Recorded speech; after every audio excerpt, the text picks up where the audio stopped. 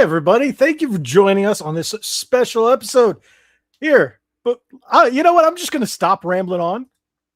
Hey, D-Man, how you doing? What's up? I'm not the only other one here. No. Do you want to introduce our special guest, or do you want me to do it? Go ahead. So we have two amazing guests from the Game Masters podcast. If you guys haven't heard of them, I don't know what you're doing. Definitely check them out. We have Howdy. It's me, Game Raymer. You may know her as Brandy. And we also have there we go, Steven. Who are you guys? Give us a big introduction. My audience may or may not know who you are, and just act like they don't. I'm pretty sure some of them do. That's Bonnie. I'm Clyde. And no, I'm just kidding. Wouldn't you guys be dead? Shh! Don't tell anybody. We've been on the run. This is what happened to them. Okay? Don't tell anybody. Obviously, one of us is aging a little faster than the other. Hey, I'm not the one that walks around with a cane, okay? So just before you start throwing the old man jokes. Wait. So, wait. I'm gonna ask because you made the joke earlier before you guys could even say anything. How old are you guys? You don't have to tell me, but I'm gonna ask. Oh, I don't care. I'll tell. I'm 46. Oh, wow, you're actually older than me. Now I don't feel that I am the old man of the crew. That's fine. Not by much. I'm in my 30s. Earlier 30s. Okay. So you're close to his age then. Yeah.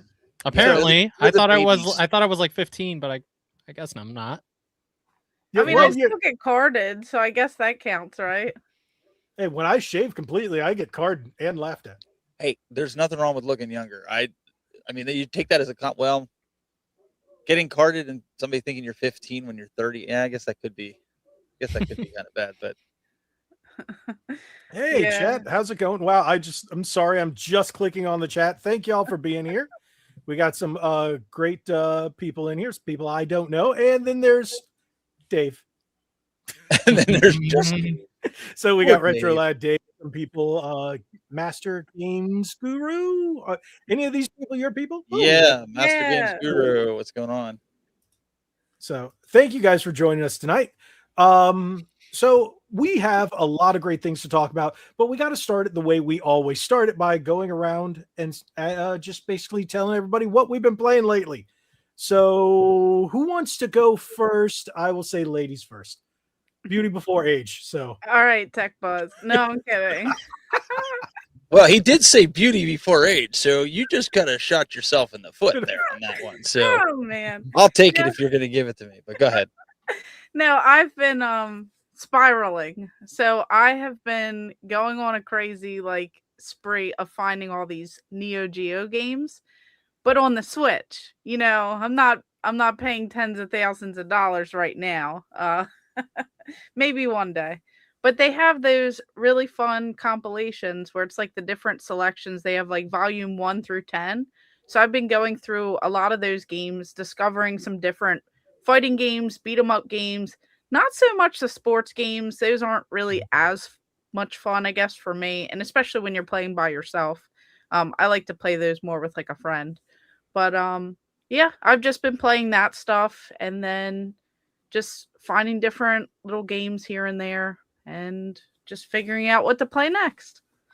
Baseball Stars is probably the best sports game out of all of them. Have you ever played the Baseball Stars games? Baseball Stars 2? Briefly, because I wanted to see how they were. Those ones are like the better ones, but I would think probably back in the day I would have enjoyed them a little bit more. It's like now they're not really nostalgic for me. So it's. Did you ever play those in the arcade when they were on the multi cabinets? No. Oh wow. The other games, not those. I always went to the fighting games. Yeah, that okay. was my go-to. Samurai Showdown was always a good one. Mm-hmm. So, Steven, what you been playing? I know Radical Reggie's going to call me a cop out, but I've been playing that Mario Tennis Fever, but that's not all. And I know people are going to say that. So I have a Retron right here in front of me. So let's pull a game out. I've got Castlevania in here. I've been playing around with, and for the SNES, Link to the Past, one of my favorite all-time best Zelda games. Fight me on it. No. This is one of my favorites. So those three are actually the ones I've been really playing a lot. Mainly, I've been using this for footage for something I'm planning. But is that what you use to capture your footage? The Retron? I'll use the Retron a lot of times. I have it hooked up to a capture card here. Which version of the Retron do you have, may I ask? I have the Retron 5 right here. So not only does it have that, but I also have the adapter here for like Master System and even the Master System card.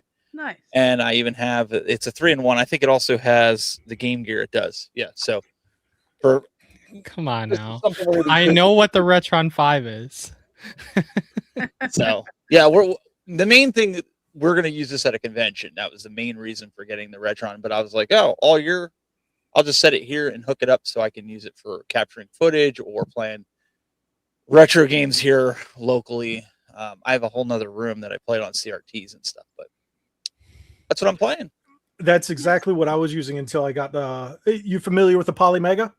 Mm-hmm. Yes. That's what I use now, and that thing's amazing. I will say that it made everything so much simpler. But the Retron is great, and Hyperkin is a great company. Love you guys. Thank you guys, Hyperkin. They send me a lot of stuff. So I'm not gonna say anything bad about them.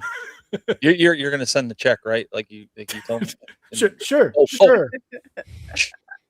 We'll take it off. D-Man, what you been playing? Have you been playing anything? Last time you did play anything. Yes, I did, but not much because I was focusing so much on my artwork stuff. But no, yeah, I put a couple more hours into Pokemon Pokopia, and I also last night for like an hour booted up some more Final Fantasy VII Remake on Switch 2 because I wanted to actually go back and play more of that. And I played Mario Party last weekend, so not too much, but a little bit. Wow, so I'm the one who's actually played the least. Wow, I've been on a little vacation. We went to St. Augustine. Lo and behold, the hotel we stayed at actually had a toy fair in the hotel convention center, and I ended up picking up. I know this has anything to do with what I'm playing, but I got one Game Gear game. I got Asterix and Obelix. I don't know if you guys are familiar with that. Yep. So I did pick that up. I'm on this thing with collecting as much Game Gear as I possibly can because I love Game Gear. Had it growing up, still have my original. And then one thing, this I have never seen out in the wild. I have the one from the first movie and the second movie, and then I found that. Do you know what that is? That's Ninja Turtles 3, the soundtrack. Yeah. And in cassette form, it looks like, right? Yes. Yeah. And $40. So it was a little pricey, but I was like, I had to. I still have my original, like I said, Turtles 1 and Turtles 2 soundtracks. Now I got to ask, with your Game Gear, did you mod it at all and put like a new LCD screen in it or recap it, or do you still have it exactly the way it was when you were growing up? So I have my original OG, still works, no modifications, nothing, still works beautifully. And then I bought a brand new one, which was reshelled, rescreened. Good man. New capacitors and everything, but it uses the original board. I did the same thing. That one's red, and that's the one I use all the time because my original one, it's got some battle scars, but I've had that since 93. Yeah, I was going to say 93 or 94. Yeah. The screen just doesn't hold up. When the first Power Rangers game came out. So yeah. I actually had that game. Power Rangers for it. It's my original. I still have all my original games. It's one of the few consoles that I've never sold anything. But the game I've been playing is Pokopia. That's it. I did get Gear Club 3 for the Switch too because I love racing games. But all I've been playing is Pokopia, and I can blame my wife for that. So that's my wife. Okay, Dave, you can drink now. I said it. It's a running thing. Every time I say my wife, Dave has gone and started a drinking game. So by the end of, I don't know, the first 20 minutes, he says he's drunk. So is that like Retro Rick saying, it's my son, it's for my son. So it's you, I got it. Okay. Yeah. So, and actually I kind of ran with it because I wanted to see how many shots. One day he's like, stop it. I can't anymore. I'm leaving. So. And that Daryl guy in there, the best in the world RKO. We could no, you don't have to put his stuff up. Just ignore him because he's a troublemaker. No, I'm just kidding. No, we love Daryl. We love Daryl. See, Dave, my wife and I play games together. Are you drinking yet? So they got this running thing in the chat. Like, I never play video games. It's like I just collect. No content creator does. Don't you know that by now? Apparently, no one plays them. Yeah, no one plays them. We just put them behind us and to show everybody. We don't actually play them. I mean, we've never played a game, right? I don't even think I have any video games here in my office. I got some PC games from 20 years ago, but I've got this little thing. Oh, that's cool. Do you know what that is? The Retron? Yeah, I've seen that before. Yeah. For what, Game Boy, right? Yep. So otherwise, cool. I have the Series S next to me, and I'm sorry to hear that. That's about it. Everything else is in my game room. So, but alrighty, glad we got the all that out of the way. So, which one do you guys want to talk about? Because I say we start with the PlayStation DRM drama. I know you guys touched on it last night. Let's start with this. Sony did backtrack a little bit. Mm-hmm. Did you guys hear about that? Yeah. My question is, did they backtrack or did people just misinterpret it and come out with guns ablazing before they had the actual story? That's probably possible too. I think people did kind of take misinformation and kind of like... We did the same thing. I ain't gonna lie. Yeah, because I didn't know about it. I just like quickly glanced at some things and then... I was under the assumption that it was every single 30 days since the time that you have it. But nobody knew. Yeah. Nobody knew. We were all just kind of making assumptions. So I do have an article here that I want to reference, and it has been updated since I actually sent you guys the link. Mm-hmm. So let me pull this up here. This does come from Push Square. It says, you can play your purchase games as usual. Sony breaks silence on PS5, PS4 game expiry DRM. A one-time online check is required to confirm the game's license. See, here's the latest update, which I think was yesterday evening. Mm-hmm. So they're in the UK, so their times is a little bit different than ours. Mm-hmm. And it says, after almost 5 days of silence, Sony has finally issued a statement on the PS5 and PS4's game expiry issue. GameSpot was a publication lucky enough to get a response from the platform holder, yet we know they weren't responding to anybody, so that's pretty lucky. It says, it reads, players can continue to access and play their purchased games as usual. A one-time online check is required to confirm the game's license, after which no further check-ins are required. It is still not entirely clear whether that check needs to come 14 days after purchased or can be done immediately. All right, so what do you guys think about that? So let's go with Brandy. What do you think? So I think like the main thing that I just kind of like have is I don't essentially like where this is headed. Like I don't like someone like telling me what I can and can't do with certain things. And then the fact that they are still unclear if you do have to check in a couple weeks after the fact, to confirm. And I just feel like going forward, this could create a lot of issues. Like, I think if something like this is done and then they go, oh, now we can do this. Or now we can do this, or now this has to be done. Like, I see it going into a way that I don't like because I am very physical media all the way. I don't really buy digital stuff like for these reasons. So almost like the boiling frog analogy. So you just turn it up a little more, and see what they can get away with. Yeah. So yeah, most of us don't like DRM in the first place. So, but hey, Steven, what do you think? So I'm going to take a different approach, only because I'm not a digital guy. I'll buy it if that's the only option, or I'll leave the physical sealed and just play the digital. But I kind of alluded to this last night. Like, people are making a big deal out of this, and this was before Sony backpedaled. If you play Steam, if you play any games on your computer, it does it every time, whether people realize it or not. It's checking to see if you have a license. This is nothing new. It's been doing it for the last almost 20 years with software on your computer. Windows checks every so many minutes. It'll check to see if you're licensed.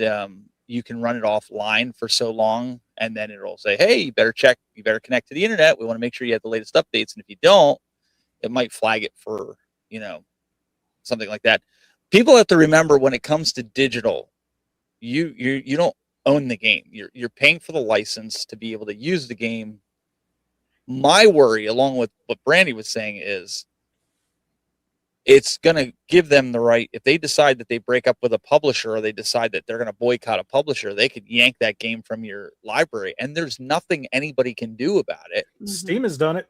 Steam has done it, and I think Sony's done it a couple times with some movies, if I recall. They back. did, yep. Okay. I actually have quite a few movies that just kind of went.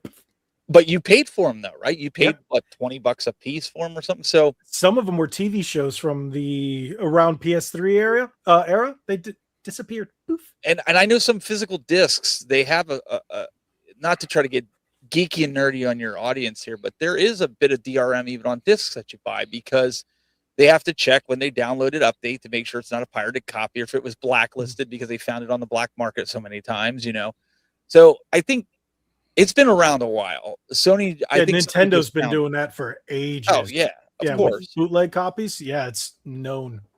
But well, like we said last night, I'm kind of hoping that this wakes people up that are having a fit about this, that didn't know about some of the other stuff. This wakes them up to say, like, look, just buy physical. You can avoid all this. Just buy physical, even though they're kind of still doing it there. At least you can play the game in its current state if they were to shut something down. So, I don't know. D-Man, what do you think? It's stupid. But no, it's kind of dumb. But to touch on kind of what he said, an example is like Doom: The Dark Ages, for instance. Like when you buy a disc and the full game isn't even on the disc.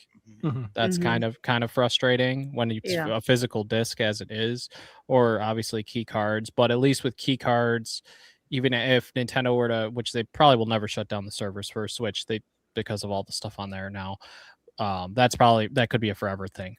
But like at least key cards, as long as you keep it downloaded, you can still play them offline. You don't have to be online. I don't like the idea of like what. Sorry, that was a running joke from last time. That was great. Sorry, continue. Oh yeah, I did say that before. You're right. What was that about? I don't even remember what that was about. Do you remember what that I was don't know. about? He kept doing the POV last time because he was no, but I said something was stupid and I don't remember what it was. I don't remember. I'm old. My brain.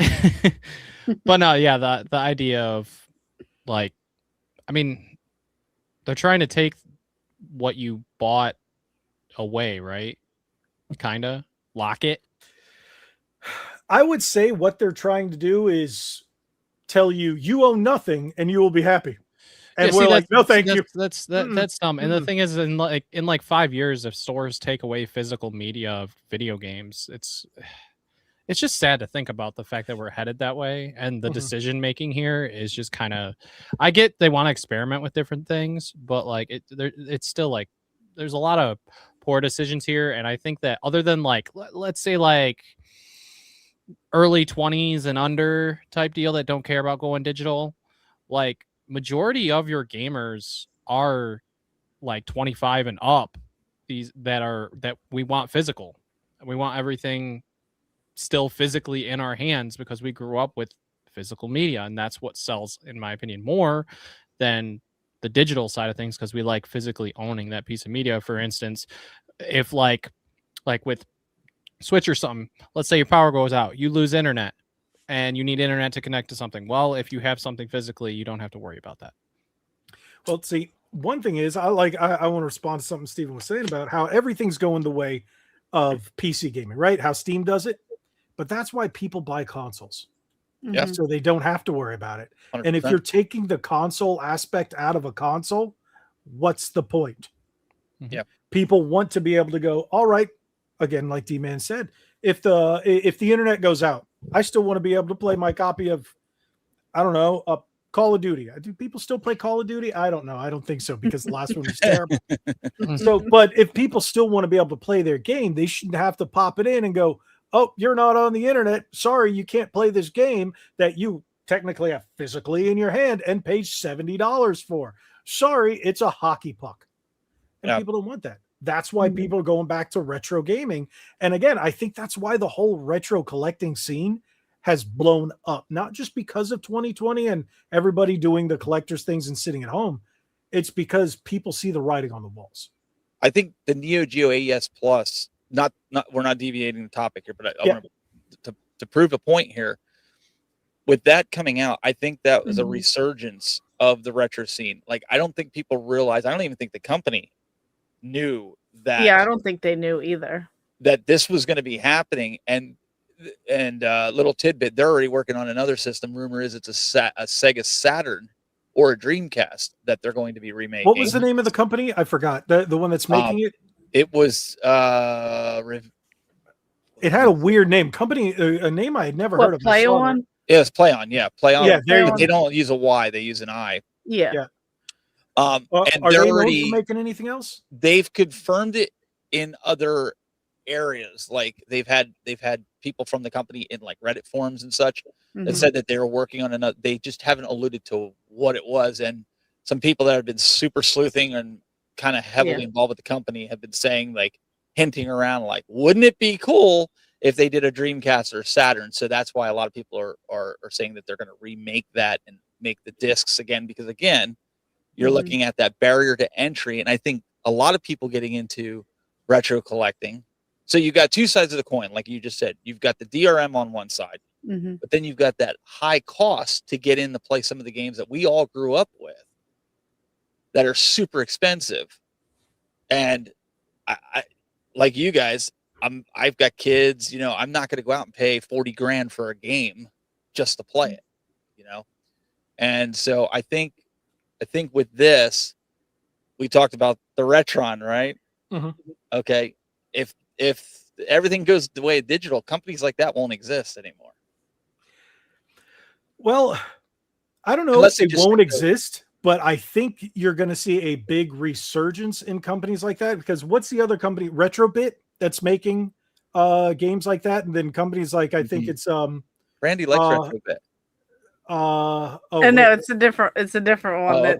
Okay. Strictly Limited. That's the one I love. That's what she loves. Oh, that's like me and Limited Run. I'm not a fan of Limited Run. So, like, I won't even buy games straight from Limited Run anymore. My retro game store, my local game store, they carry Limited Run games, and I'll buy it from them because I'll support them, not Limited Run. So technically, because they already paid for it, but I'm buying from them, and I'm like, hey, we finally got our Rugrats after they said it was going to blow up our NES 2 years ago. We finally got a replacement. It only took 2 years. I mean, yeah, you know what's ridiculous? I bought 2 copies of that because I didn't realize they had an alternate cover. Did you really? Yeah.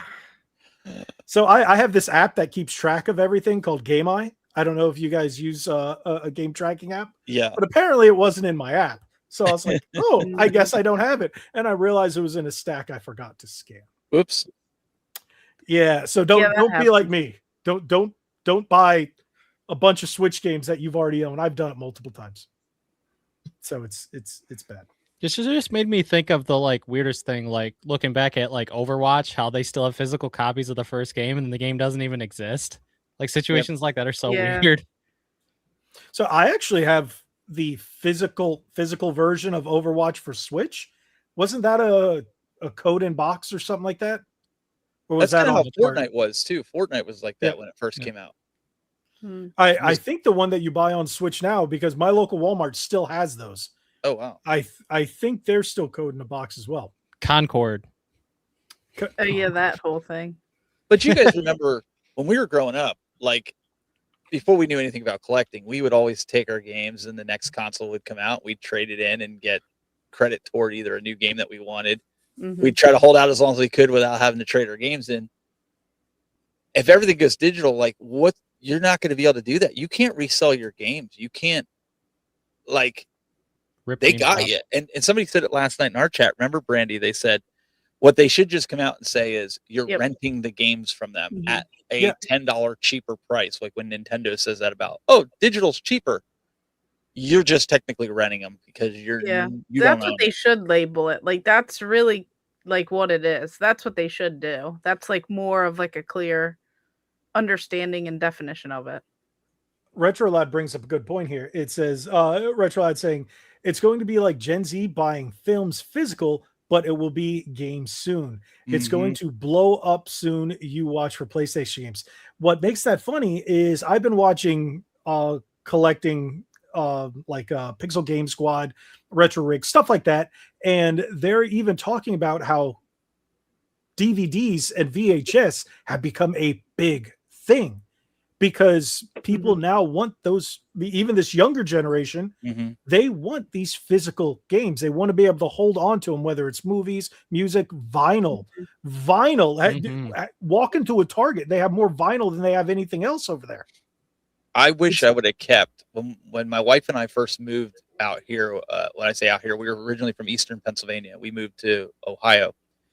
I was a big horror movie buff. I had a lot of like the original horror movies on VHS, like your Friday the 13th. Some of them weren't even open because I got them at like yard sales and stuff for like a dime a piece or a quarter a piece, just because I was into horror movies.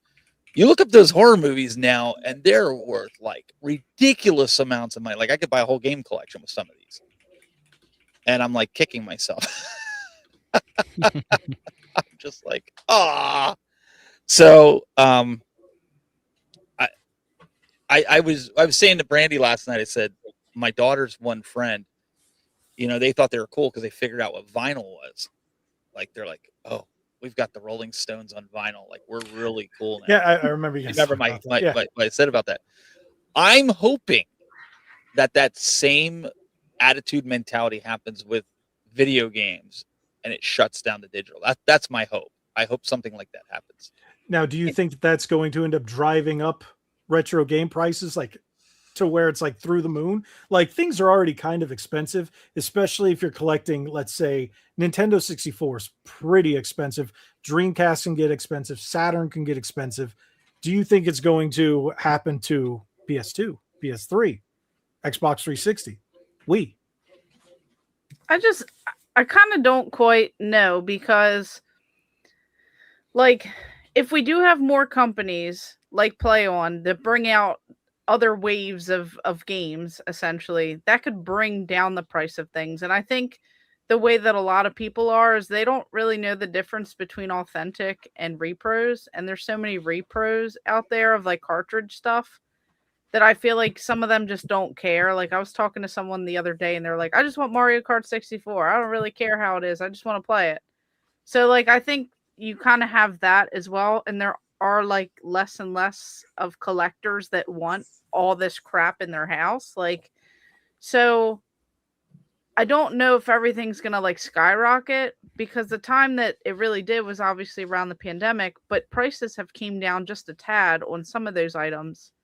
But at the same time, when you look at like GameStop getting into buying all those broken consoles and hoarding all this stuff, like their prices have already started going up on what they're selling refurbished consoles for. So like at the same time, it just kind of depends on like the scarcity of these things, who's like leading the market. Like, do you have DK Oldies and GameStop now? Like, do you have them as like the leaders? Oh. Like where people are overpaying for this stuff because they don't know any better, or like where could that essentially go? I think stores like I go to my local game store has 3 in the Central Florida area called Cybertron Video Games. They have great prices, and then I look at Quick Flips has fantastic prices. East Starland has great prices, and from what I've seen of Retro Rick, his stuff seems to be priced very fairly. So there are, from what I've seen, stores out there that aren't gouging people. And even though eBay is selling it for one thing and say this other local game store is selling it for another price, there are still these quality stores that are keeping it down to make it a bit more accessible. But how long is that going to last? But do you think it's artificially inflated the market with some of these games? Well, we've seen a lot of artificial inflation because of, well, people like us, YouTubers. Yeah. So that happens quite a bit. For example, what was it? The Genesis game, something of Senti. Soldier of Senti, Legend of Crusaders. Senti. Is it Crusader? Crusader of Senti, yes. Yeah. After what was it? Gaming Historian did his video a couple of years ago. Everything It went up. tripled in price. Yep. Anytime AVGN does a video on any game, The Winnie the it Pooh doubles in game. price. Yeah, that one was like a $5 game, and then Yep. that went up to like. What was that 100. one from Xbox 360? It was like Call of Duty. I had it. I had a few copies of it. It was like a Call of Duty game, but it went from like $2 all the way up to like $80 or $90 or something like that. It was ridiculous. I had that one too back when it came out, and it was an okay game. Soldier of Fortune or something like that. Yes, it was something along those lines. Yeah, it was one of those. Yeah, and things are getting like that. And then what happened with the one that became a meme? Corey in the House. Oh, yeah, that thing went up. Spec Ops. Master Spec Game Ops. There you Yep, go. that's what it was. Spec Ops: The Line. That's Thank you for right. that. Yep. But I think to your point, what you said about, do we think that there's going to be a resurgence in that? I don't know, because like you have a lot of people even now saying, like with the Neo Geo AES, it's like, oh, it's not the original. But somebody made a good point about that. It's like, you remember when Super Mario Brothers 3 came out, they did the Left Bros. That was like the first edition cartridge, right? Mhm. And then what happened is when they went to the second edition, the Bros got moved over onto the right-hand side. That game by itself, whether it's left or right Bros, is worth the same amount of money. First and second edition. I'm not saying, because there's a lot of people that collect for money, and there's people that isn't the one game. Where isn't the first release, because what do you call it? Tyler from My Retro Life did a video on that, and he was talking about how much more it's worth if you have the first release compared to second release. It is if it's sealed. Like I have both copies loose, and they're worth about the same amount of money. Oh, okay. Yeah, I think in the box and stuff. I think that changes the sealed stuff, because they're more rare, obviously. But those were obviously within how many years of a release, not 35 years later. So people are going to look at the OG stuff as the old stuff, and people are going to like look at the second print as, like a different entity. Like, yeah, it is technically that, but people are going to think it's more newer, more modern versus whatever, even though it is for older and using very comparable or whatever they're using. But it's like, you're still going to have the purists, I guess, as you say, like those purist collectors who are going to want the original stuff. And then you're going to have other people who are going to want the newer stuff. And I don't know if it's going to hurt those prices. But at the same time, if everyone is panic selling, then they're gonna fluctuate the market, because everyone's panicking, like, oh no, I'm gonna lose out, and then they all sell, and then all those holy grail gate kept copies for many, many years are now gonna like influx into the market, and then that's gonna drop the price. So I want to bring it back around to what you said about DRM. Like I told you, we'll get back to that, because my when you asked that question, even with the DRM, hypothetically, I'm just throwing this out there. You said, will the market react to this? What if, we don't know this yet because nobody's got hands on with this. What if they're putting certain types of DRM into these newer remake cartridges, and they're going to respond and react the same way? And I'm not saying the Neo Geo, but I'm saying if they bring out systems that are new, like the Saturn and the Dreamcast, that we're able to get online, right? And they're like, hey, we've got all this brand new stuff, right? Well, they're doing it with the Switch. So that would then entail make the originals worth more, because the collectors are going to go, well, I'm not going to buy that, right? True. But that's if they end up doing something. Right now, we don't know. Going to be doing that with the AES. We don't know. A big thing was, I think this is going to cause the original hardware to go down in price, because that hardware is only going to last so long. Like, look at Ataris and NESs now. The failure rate is so high because they're just kind of reaching that age limit. So to have a Neo Geo that actually works and can play the old games and the new games, I don't know if it's going to cause the originals to bottom out, but I will think it will cause the games to go up in price, because now people are going to try to reach out and try to find those older games. Because they can still play them. Unless, because they've already talked about bringing a Wave 2 out in March of 2027 for but it could be like the Neo Geo X Gold where it lasted 2 rounds of games and that's it. And then you have to buy originals if you want. But the reason I was bringing that up because Sega Saturn, if you guys remember, Sega Saturn had an issue where they went through issues of disc rot. Out of all the systems that are out in the market that are disc-based, Saturn was the one that had the majority of some of these games that people are buying at expensive amounts of money, only to come home to have pinholes in it and basically disc rot. So it's easy enough to do, like for collectors, if you want to play the game or something, to do something like that. I think, to answer your question, I think it's going to drive the market up. I really do. I think the games are going to become even more and more scarce as time goes on. I really do. Yeah, because I mean, they're already hard to find now. Like what I keep telling people, like I go to all these conventions, I go to all these different game stores, and I rarely see the games. So that's why I don't have a huge collection. Because when I bought the system, I think I got 4 of the games right then and there with the bundle. And then another game store had like 3 games. And then that's how I got them all. And is it still available for pre-order? I haven't even checked. Yeah. But something happened on their website where I guess they took too many orders. They're telling everybody now to buy from Amazon because it just comes up as a European price, but they said it should be fixed in a couple days. It's just something happened in their software, but you could still pre-order. Actually, the guy in the chat room is the one that you should talk to about that, all things Neo Geo. We only know enough, like I said, Mr. Neo Ness in there. Like he's the man when it comes to this fellow right here. This fellow right he here. did this before it was cool, and before is that Neo Geo games behind him? He has beast. Wow. He has a lot of, like, I think, I don't want to speak for him, but I think he's really close to a complete set. Yeah, I believe so. Like he's very like on top, knowledgeable. He knows about it. Like he knows all the ins and outs of everything that's going on. Like he understands it to a T. Like he did it before it was cool. Like before all this hype. Like he is the one that everyone should be following because he's gonna have the most information. Yep. He's gonna have the best intel. Like he knows people. Like that's the person you want to go to. There's a good guest for you in a future show. Get him on and talk Neo Geo stuff. You will be blown away. I'll tell you this: a lot. Growing up, Neo Geo was that pie in the sky. Nobody had it because you couldn't find it, and then when you saw it at the store, it was like $1,000. No, thank you. I'll go over here to my Logan. Let me ask $100 Super Nintendo. Logan, did you play it like kind of what I did? Our bowling alley had one of the wood grain Neo Geos with the 4 games in it. Is that how you played it as a kid when you found it in the arcade? I would play it at like those family fun time places. I forget what the name was.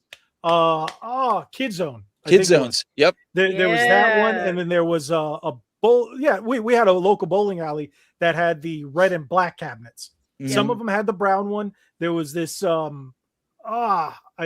I think it was called Uncle Al's in South Florida. It was a place that we would go. They had pool and arcade cabinets, and that's where I would play.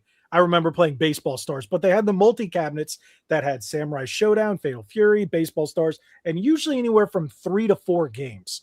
And that's where I would play them wherever I see them. And there was one place we went for my cousin's birthday about 30 years ago, something like that. And they turned everything to free play.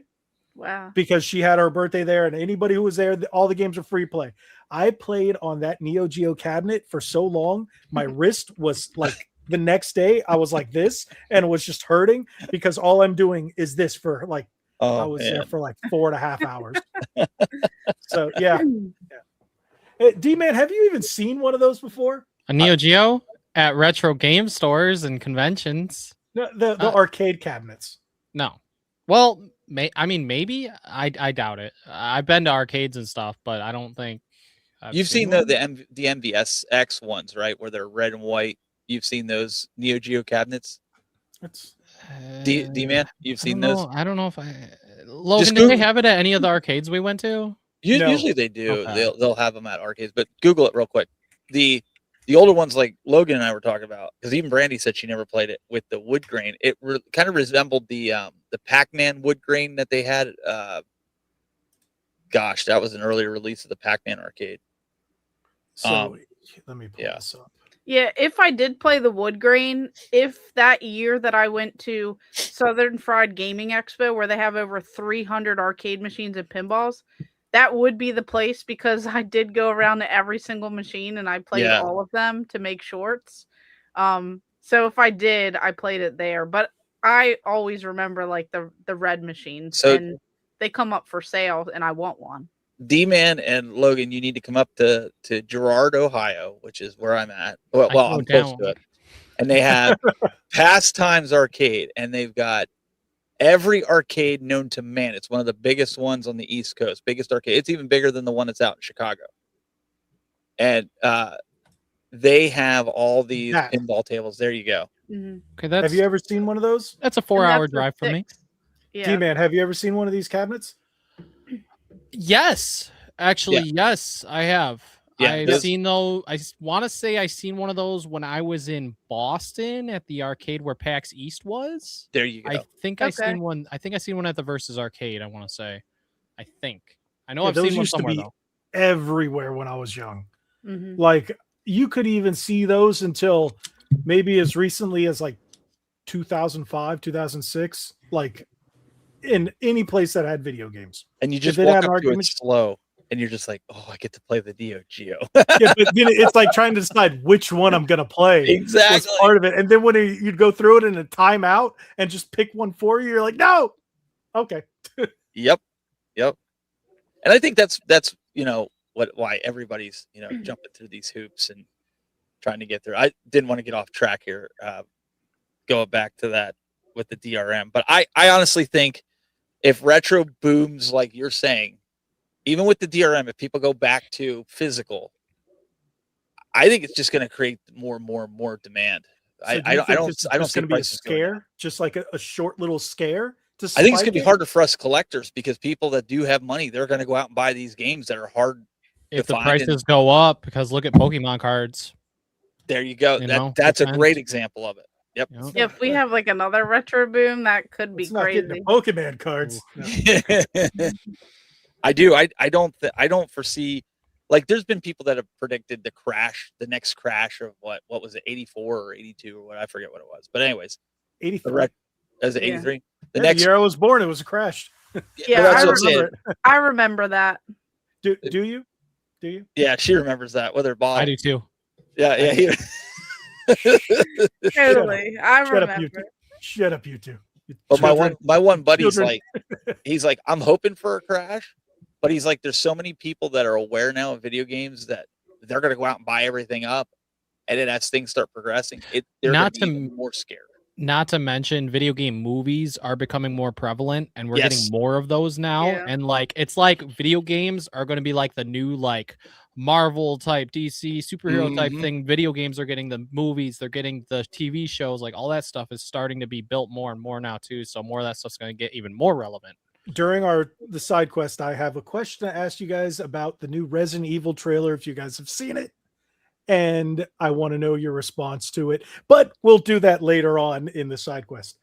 So this DRM thing to me, I just want to cap it off before we move on, because it's been 44 minutes almost on this topic alone. So we'll say 30 because we BS'd for a little bit at the beginning. But think of your Nintendo Switch. It's pretty much the biggest console of all time, arguably, right? You pop in a Switch 1 game, it's playable, right? Yeah. Mhm. When there's an update for it, is it playable offline?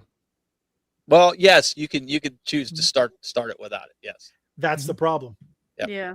So you don't actually get the final version unless you buy some kind of complete version down the line. So you never really have the full game to begin with.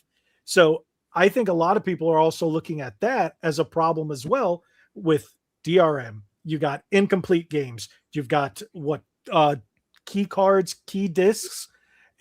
I have a feeling. Why don't you just it's call all going to bring it back to retro collecting? Call it like we've all called it, cyberpunk. That's a prime example, right? If you buy that disc out of the box and you get on your PS4 or your Xbox Series X or at 1X or whatever it is, it ain't gonna play right out of the box. You need that patch that because so many people complain now. PS5, Xbox Series X played fine, never had no issue. Right. So there's so many people that were really mad about that. To your point, that's what the future holds. Agreed. And I think it's going to make it harder for people like us. I've actually cut down on my collecting because it got to the point where I had so much stuff and I'm like, Cover your ears, Brandy. All right, I'm done. So Can't stop. She don't want to hear slow down. She don't want to hear slow down. As I said, cover your I'm ears. like, who does that? the thing is, I've been collecting for like hardcore for the last decade. And now I've gotten to the point where I've reached, I guess, collection pinnacle. And I'm like, all right, not interested anymore. I'm just going to play games now. So I'm only buying what I'm going to play. And I'm just solely focused on like 3 consoles. Nice. Nintendo 64, Game Gear, and Switch/Switch 2. And if it doesn't come out on Switch or if it doesn't come out on Switch 2, I get it on Series X. Okay. So I do have a PS5. I still have PS3, PS4. I have all those going back to the NES. But I really only play certain games. And if I'm playing my retro games, I play it on my Poly Mega. I've got everything installed on there, and then I just boot it up and I play it that way. So it's like, I understand both sides of I love to collect because, hey, look at me. I still got a lot of collectibles. And then I still understand the people who are like, all right, I'm done having such a large collection. It's time to downsize. So you go to a convention and then you see stuff you want. Yeah, that's That's what I did. Yeah. And so I will say I'm looking forward to going to Southeast Game Exchange, and I'm also looking forward to going to the Utah Retro one because I'm going to that one this year as well. Oh wow! I'm looking forward to Too Many Games because I'm traveling to that this year. Are you really? I'm excited for that. Yeah, wow, nice. That's gonna be cool. This guy went to the Game Awards. I did. Oh, wow. My buddy wanted to go. He usually goes like every year, and I figured it'd be fun to at least check out once, and it was pretty fun. I won't lie, I had a good time. So he took his buddy so he could get in the door because he was too young to get in, right? He's younger than me. Oh, that's even worse. They both got cards. Wait. So he was 11 and you're 12? No, he's got the facial hair more, so he looks older. So he just took some dirt and rubbed it on his face? Sure. Because that's what you do. See, look, you got. Has it? A little bit of dirt. I don't know what that was. Okay. Is that? Hold on. Can we zoom in here? Let me see. You have to put them full screen. Yeah. Oh no, not me. Not me. Not me. Oh God, no. How do I go back? Which one was it? Go back. This one? Go back. No, that one. There we go. See, honestly, I don't know how to. Was it this one? I've never been in a one where we've had to use 4 people. Can we get you full screen? I don't know. There you go. To be honest, I don't know. See, no, stop doing that. Do whatever you're doing to make yourself full. So what if I do that and then do that? There we go. Yeah, there we go. So yeah, that's. Oh man. Hey, I have that same hat. Wait. Oh, Super Nintendo World. Yeah, the Super Nintendo World. Yeah. I don't. Yeah, see it was awesome. down there on your chin. He's getting the magnifying glass out. He's really. And this is this is only a 1440p monitor, so he's looking close at it. There we go. Now we'll switch it back. Okay, so that's how you do it. You know, I think this is the first time that I've had 4 people here since they've done all those updates. You guys don't use StreamYard, right? No, I have a very elaborate. Yeah, yours is great, by the way. Yeah, I was watching. I was like, man, I don't want to. Yeah, I don't want to see. He was like, "What do you guys use?" And I was like, So this is my setup. This is what I'm doing the whole show. Yeah. What do you? Wow. Whoa. Yeah. Wow. By yourself and still being a part of it. Yes, I've just done it so many years. Brandy actually calls in on that machine that's all the way on the right side on the wall. That's how she calls in, and then I pull her all into the switcher and be able to do all that stuff. But yeah, I've just done it for so many years. Whoa! Wow. I mean, that's quite a few. That's a what studio you're standing in front of right now. Yeah. So this is the front of it. Like if you were to be down here and you kind of look at the front, that's kind of. I use a TV behind me, so it looks like I'm sitting in front of my game room. but I'm not really in front of my game room. It's just an illusion. That magic of Hollywood. Yeah. I mean, green screen. No, it's not a green screen with the TV. The TV is it actually has that on there. I do it instead of. Okay. I'm green screening right now. Oh, okay. But I don't normally with the TV. We do it. That's why I said I haven't used StreamYard, so I don't. Yeah, he's not wrong. Let's see. We go to conventions. So originally, again, do we have time for this, or I don't want to derail your show. You know what? Hold on to this. Okay. Bookmark it. We'll do it when we get to fine. The side quest. You're driving here. I don't do this all the time. Okay. But yeah. It's what we like to do is get through the main topics, especially if That's why I'm asking, because I don't want to go down a road where we're like just throw your topics out. So I don't want to do that. We'll ask me that later, and I'll kind of explain. All righty. Yeah, so let me. I don't want to derail. So all right, I don't have a good segue because we didn't segue anything, but what do you guys think about? There we go. I don't know. My computer's deciding to slow down right now, or maybe Xbox. It's just StreamYard. Yes. What do you guys think about that? Microsoft CEO says Xbox is recommitting to our core fans as revenue falls in fiscal year 26 quarter 3. Hasn't revenue been falling for like years now? Yeah, it's like 33% down or something. Yep. And then it was down last year and then down. Like it's just a continuance. I'm going to say it like this. I was going to read that, but you just said it. Yes. The drop in hardware revenue is significant, coming in at 33%. Yeah. Yep. I knew it was something. Well, who wants to spend like $700 on a 5.5-year-old That's what I was going to say. Mm-hmm. It's too little too late. That's what I got to say about all this. It's too little too late. You should have done this 5 years ago when the Series X came out and PlayStation beat them the first year. Yeah. So if you think it's a little too late, what do you think about? I don't know if you've been following the scuttlebutt, if you will, on online about people now saying, "Oh, Sony wants to do all this DRM stuff. We're jumping ship. Xbox is listening to us. Xbox is giving us exclusives back. Xbox says they care more about the fans again," and people are jumping ship. These are the same people that said Switch games are too expensive at $80 or $70, whatever they said it was, $80, but they're the first ones in line for $90 Neo Geo games. Yeah. I'm sorry, but that's the truth. I mean, they're just crying over nothing, really. I think people just like to complain and stuff. It's like put your money where your mouth is type of thing. It's like they're going to say that they're going to jump ship, but at the same time, it's like this has been ongoing for many, many years. And this one thing isn't going to cause everyone to go back. And also, Microsoft needs to practice what it preaches. Like, you kind of need to see a difference before you jump ship. Like, I could say the sky is orange. And then if it really isn't, it's like, Microsoft, like they need to go back to their roots. They need to figure out certain things. They need to release more stuff. They need to, do all this and that, and then maybe people will jump ship. And I'm not just saying they're going to do it. Well, they should have did it 4 or 5 years ago. Well, I think it's hard to come back from the past 5 years, honestly, especially after Halo dropped the ball like that's that. What I'm going to ask you. Okay, so real quick, with it makes me just wonder, like with their next console, because they're gonna it's like a full factory reset with Xbox going on.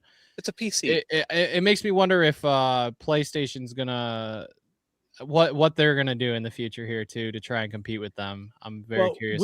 We don't really know what Microsoft is gonna do with that hardware, because everything that people have been saying, they've been coming up and saying, "No, that's not it." They're like, "Oh, we're gonna have all these third-party companies make Xboxes," and then Asha's like, "Nah, that ain't happening." So everything we've known thus far, she's like, "Nope, we're doing this. We're going back to OG Xbox. We're going back to OG style. We're bringing back the old logo. We're bringing back Xbox gaming. We're bringing back exclusives." And people are just like, "But is it true?" Yeah, I think time will kind of tell. Like, everyone's throwing shade at everyone at the moment. Like, even when all that stuff happened with Sony or whatever and PlayStation, like literally GameStop posted and said you should be able to play your games and own your games at any time. That was a shot. Yeah, here's our discount. The more you buy, the more percent you get off. And I'm like, dang, look, That was smart marketing. That's what that was.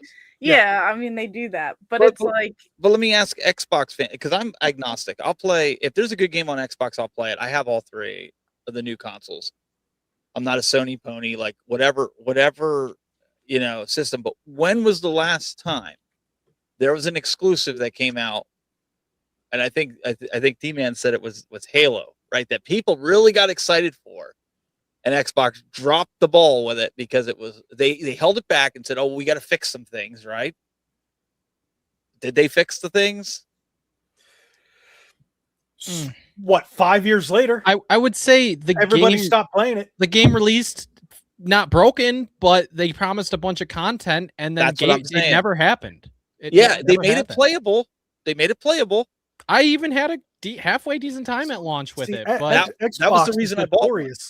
Xbox is notorious for either doing one of 2 things: releasing the greatest thing since sliced bread, Forza Horizon series, or the biggest piece of doo-doo butter, like Forza Motorsport or Halo Infinite. It was so funny because when Halo Infinite first came out, like that first week, everyone was playing it and people were like, "Oh, Halo's back. Yeah, let's go." And then it just gradually died after like I will say though, Xbox has the best online service. That's something Sony could learn from.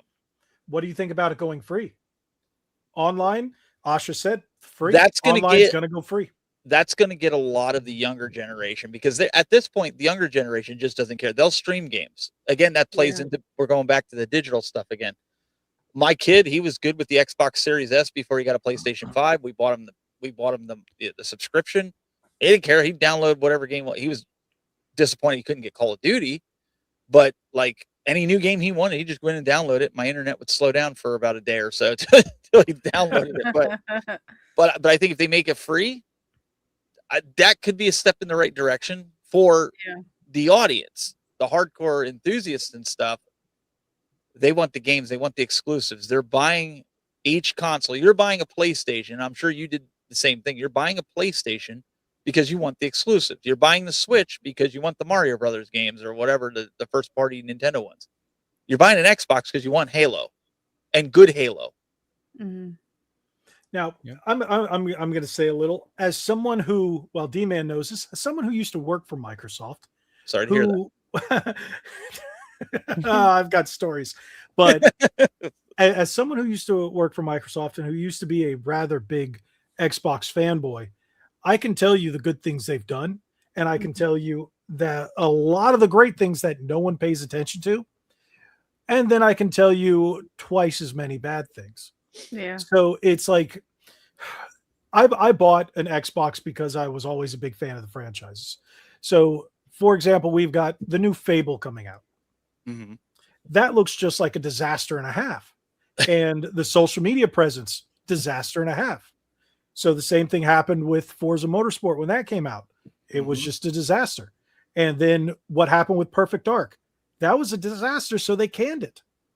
And then you see stuff like this, and it just makes you go, all right, do I even bother with the Xbox? And then I'll jump to PlayStation. PlayStation does the stuff like we previously talked about with DRM, or they come out with games like, I don't know. I wasn't a big fan. I haven't been a big fan of any of Sony's exclusives except for Astrobot this generation. So they do that. And then they've got Soros that's coming out or is out, and nobody's talking about it. It's what like about Wolverine. Well, I'm a big Wolverine fan. I don't know if you guys. I've already said that's going to be the game of the year when it comes out. Yeah, I don't know if you guys can see it right there. That little. I have the little Wolverine cowl. I've actually done. But even Spider-Man, all the games, Miles Morales game, they're all really good on. I didn't like Spider-Man 2. I thought Spider-Man 2 was the story was cringe, the characters were cringe. I didn't like how they changed up the characters that I knew and loved from the original Spider-Man comics and stuff like it. They just changed so much that made me go. And then the dialogue was just like, really? It didn't feel like a superhero game. Mm-hmm. And then once you got the superhero aspect out of it, like the Spider-Man and the Venom, I felt like they convoluted the fighting system. They gave you too much. Where I think the first Spider-Man was just perfect in terms of everything. And Spider-Man 2, they were like, "Oh, you loved it? We're going to give you 10 times But more." that's what they did And it with was Mortal just too much. Kombat. You remember, like the Mortal Kombat games, the Mm. original ones were good. I mean, Yep. they were kind of buttony where you had to figure out what buttons. But then when my kid got the newest one that was on the PlayStation, I forget. MK1. Yeah. And I'm like, what is this? And he goes, this is Yeah. Mortal Kombat. I'm like, that ain't Mortal Kombat. And he's like, oh, you just got to hit all these buttons here and it'll do this and this and this. And I'm like, I think it peaked at Mortal Yeah, Kombat no. 10. Yeah, X. Mortal Kombat 1 was pretty bad. 11 Yeah. was Okay. 10, but- it peaked at 10. Yeah, well, I preferred the original Mortal Kombat reboot, the one that was, I guess, would have been 9. 9. That was the best out of the new era. mhm. But it's all been That one. down from there. So, but hey, we got a new movie coming out on that. Oh, But I that's think- so good. I got I tickets. think across the board, though, I think everybody can agree on. It doesn't matter if you're a Nintendo guy, a PlayStation guy, an Xbox guy. The last year of exclusives has been a ho hum. Nintendo is all about remaking old games. They haven't really done anything like, wow, you know. I will disagree on that one because I Which think game? Donkey Kong was great. Pokopia was has great. been just amazing. And You got to be like, I'm not a Pokemon fan, so I don't play like my See- kids. Now, my kids will tell you that it was one of the greatest games released, like that and Animal Crossings, and they just got the other one. What's Tamagotchi Life? Yeah, I'm not a big fan of that one. That was They a love little it. weird They're for like, me. that is the best game in the world. Like there, and The people daughter's making the 17, butthole faces was like, I did it just for a So- good laugh, and I was like, no, thank you. but Donkey Kong, Amazing game. Donkey Kong's kind of old. It came out right when the Oh, Bonanza. Switch Bonanza came out, like when shortly after Switch was released. True. Well, this year So- we also had Metroid. Metroid Prime 4 is. I know it's a I hot enjoyed it. topic because some people love it, some people I'm hate just it. gonna say, But you overall, got, it's you a got the solid game. hardcores. They're like, ugh. Yeah. Mhm. Yeah, like what was it? Beat 'em ups, Wood Hawker. Yeah. He beat the whole thing and said it was just terrible. And Yep. then the next day we talked about it, and D-Man's like, I love it. And I'm like, I enjoyed it. Yeah, I didn't think it was bad. I haven't had time to play it. I own it, but I haven't had time to But play think about it, they're not like groundbreaking, earth-shattering, brand new games to show what Yeah. the console can do. They're And- like Donkey Kong Bonanza was probably the only one that And kind of was like. There hasn't really been much this year. Nintendo's been quiet. I think June is gonna be. They're gonna shock us for the second half. Of I this hope you're year. right. I hope you're right. Yeah. The I'm one of Switch those 2 needs people- some I stuff. love man. Mario Kart World. When Oh, it came out, it's a good game. It's a good game. people It's good. pooped all over it, and I'm like, I love it. My only thing is enjoyed that they hyped up that voice chat thing, and then they let everybody use it, and then they're like, "Oh, by the way, now we're going to take it away, and you're going to have to pay for it through the Nintendo store Mhm. to use the chat." I mean, I already Isn't had it included anyway, in but Switch 2 online. I think It it's is. all in the Yeah, service. so I was like, yeah, it just makes sense because Nintendo's been a big company that says, hey, free trial. All right, you like it? Now pay for it. Yeah. But Sony did the same thing. Xbox is always they've always done it. It's My kids just use Discord. That's what they use. They use Discord. They don't even care Nintendo Switch at it. That my son's like, they should have had that like 7 years ago when the Switch first came out. They're like, everybody else did it, so we learned how to use it without it. So they just I get on get it. Discord. At this point, 8 years in? What are we? 8 or 9 years into the Switch? 9 years into the Switch Yeah, One. Switch Yeah. One would be 9 years. Yeah. Now I completely understand why the Switch One didn't have all those features. It like we It knew it can't was an handle underpowered Yep. console, but dang, Mhm. like Did my kids play The Lion King and Mario Lost Levels or Super Star Wars? My daughters played The Lion King before. I don't know if they've played Mario Lost Levels. They've done the 40th anniversary, or excuse me, the Nintendo World Championships. We've done that on a game night. he's trolling you. He wants your kids to hate you. Oh, Super okay. Star Wars. Super Star Wars. Yeah, Super Lion Star Wars King? is like, yeah, I did see that. Lion King wasn't that bad for its time, though. No, it was tough. It was It tough. was a really tough game. I mean, it wasn't my favorite, but I mean, it wasn't. I still have like flashbacks of some. It wasn't of Echo the those Dolphin. So Yeah. okay, we've talked about the Xbox stuff. So yeah, I still don't have an animation for this. So I have been, like I said, I've been out of town. So D-Man knows I created this. We're gonna have just this. What? No, wrong one. Wrong. No, Wow. dang it. You butchered Change it. Stupid the one. background. I was supposed to. do that, Mhm. and then change the Nice. background, and then come back to this with that background. Nice. But what do you call it? Screwed up. I went to create an animation, and I just ran out of time this week because I haven't been home. And by the way, I've had the week from HE double hockey sticks. We'll say that my my clothes washer sprang a leak.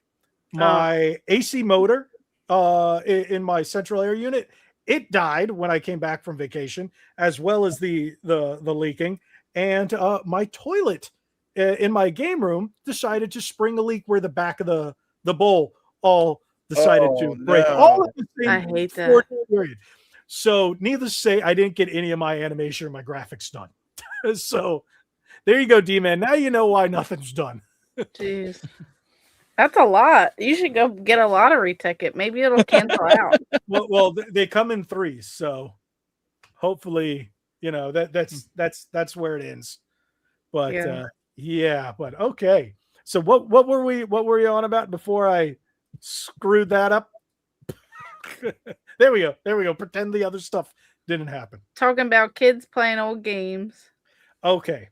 So I saw something yesterday or the day before, and I want to know all y'all's opinion. I don't think D-Man's ever played it. Aladdin on the Super Nintendo is now, by today's standards, considered one of the hardest Super Nintendo games of all time.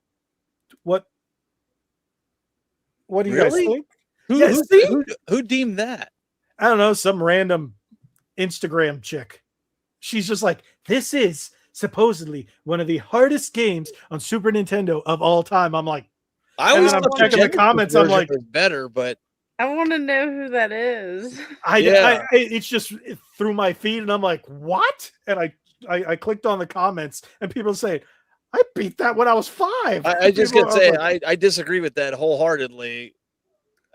No. Yeah, I was like, I used to beat that over and over and over just because the music was fantastic. Even disarming the bombs in Ninja Turtles on the NES, that level was harder than all of Aladdin. Agreed. So I never even beat there the you go. NES Super Turtles. Ghosts and Goblins is hard. Now you're talking hard. Yes. I mean, some people do say, like, just searching it, that it is harder, but I wouldn't say it's like the hardest. Harder Super than the Ghouls Genesis and Ghosts version or whatever. Those are the ones that I still can't even beat. Yeah. Aladdin on the Genesis, I think, was significantly easier than the Super Nintendo version. That's what I said. It was a fun game. It was a fun game on there, but both of them were relatively not hard. They were great games, in my opinion, both of them. Yeah. I was a big fan of this.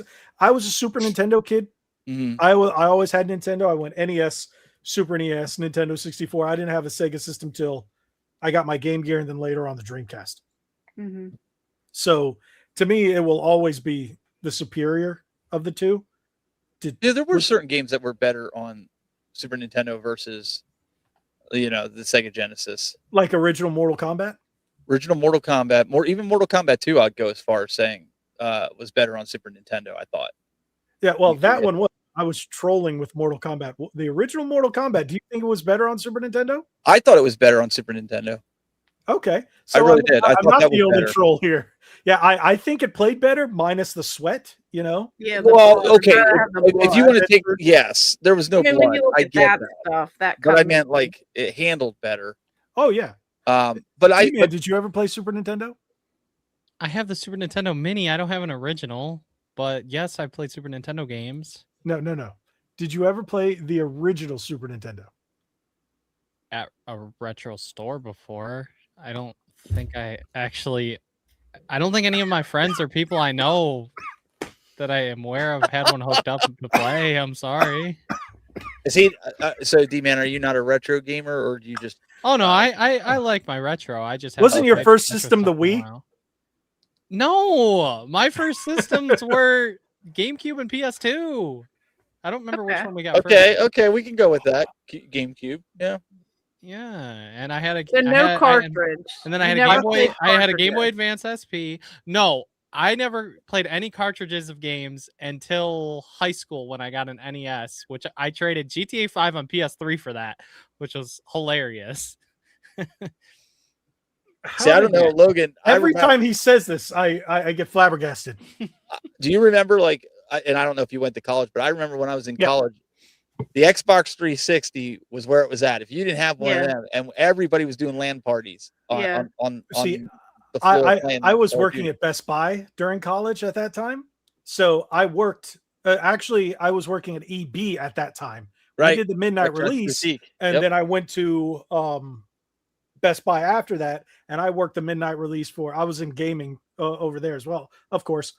And I remember the midnight release for the Wii. I remember the midnight release for the PS3, PS4, and then, well, I haven't worked there in a while now, but still. But yeah, everybody had a 360. Everybody was on it. We were playing Crackdown. We were playing nobody talked Gears of War.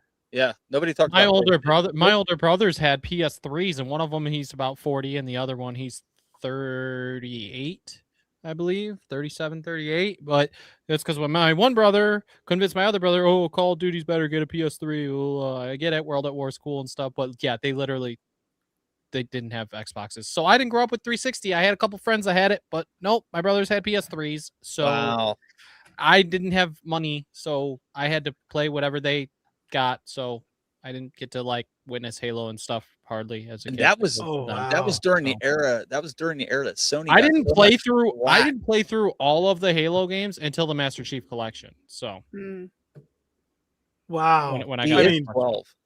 Yeah, I told there's her. Okay, so let me give you a little backstory. But before he came along, me and a guy, Nick Dool, started this podcast. So we eventually invited him on because he was always in the chat. He was a lurker. He was like, "Hey guys, invite me." No, he was so we invited him on because we liked his channel and stuff like that. And it became the running joke because Nick is 41 now, and I am 42. I think Nick's a year younger than me. And then he was the baby. So we always called him like that. And then the other guy we had from time to time, Punisher 305 from Miami Geeks, he's even older than me. He's almost 50. Okay. So he's around your age. Yeah, you had to throw that in there. I had to. It's around your age. It's all right. It's all right. But yeah, he's a couple years older, and we would just make fun of D-Man all the time just for being young, because there's really nothing else we can make fun of him for besides being young. So we're like, you're a nerd. Look at us. I'm impressed with the fact that he knows as much as he does about the past games and whatnot. That's why he's on here now. Yeah, I mean that a lot of, and I'm being serious. A lot of 30-year-olds, besides Brandy, you made the joke about the Wii, but that's kind of pretty much that was their first console was a Wii. I'm like, well, with PS2, it was we got it for Christmas with Kingdom Hearts, and that set off the whole RPG thing. And then Pokemon, I always grew up with Game Boys, and then and then with the DS and all that. And the GameCube was with Super Mario Sunshine, and what was the other? I mean, there was like Pokemon games on there too, but Luigi's Sunshine Mansion was a big one.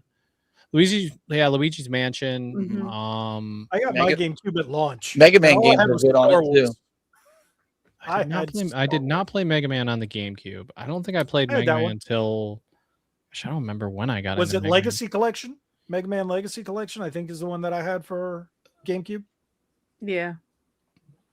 Sorry, I'm smiling at the guys in the chat. That's it. Wait, who's Retro AF? They always give me us a hard time. It's okay. He usually gives Tech Buzz a hard time because he is old. So they you're say not that old. You're literally 3.5 years older than me. No, but D-Man, they get on you for being young. They get on me for being old. So I grew up with older siblings, so because I'm the baby of the family, they're all 8, 10, and 12 years older than me. So I guess that's also kind of why I grew up knowing a little bit more.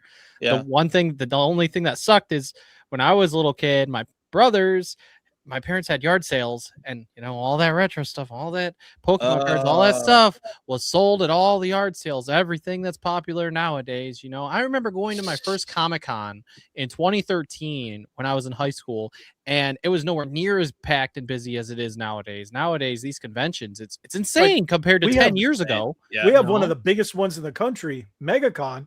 I went to that one. I actually got press badges this year. That was the coolest thing in the world. But it was so much busier this year than I've ever seen it.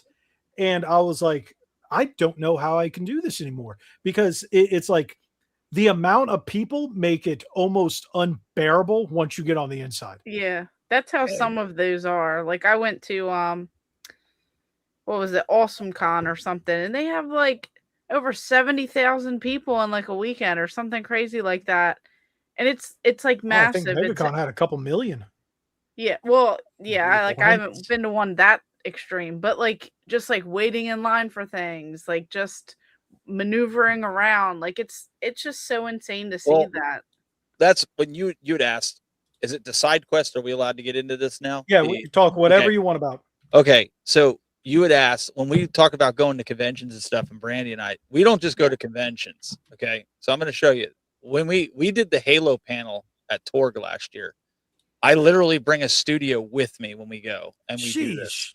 So we go in and we set up a whole production station, a whole production studio, and I get my kids involved. When we had the Halo panel at my booth, we had all these people that came out to watch the Halo panel.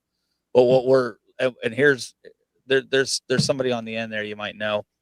We set up like it's almost like a podcast. We did this. Don't recognize.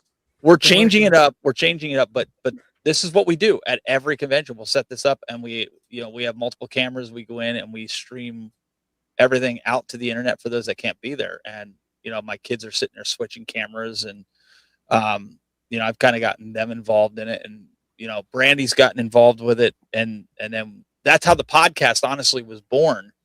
Was she was involved with another podcast at the time, and yeah, we don't talk about that.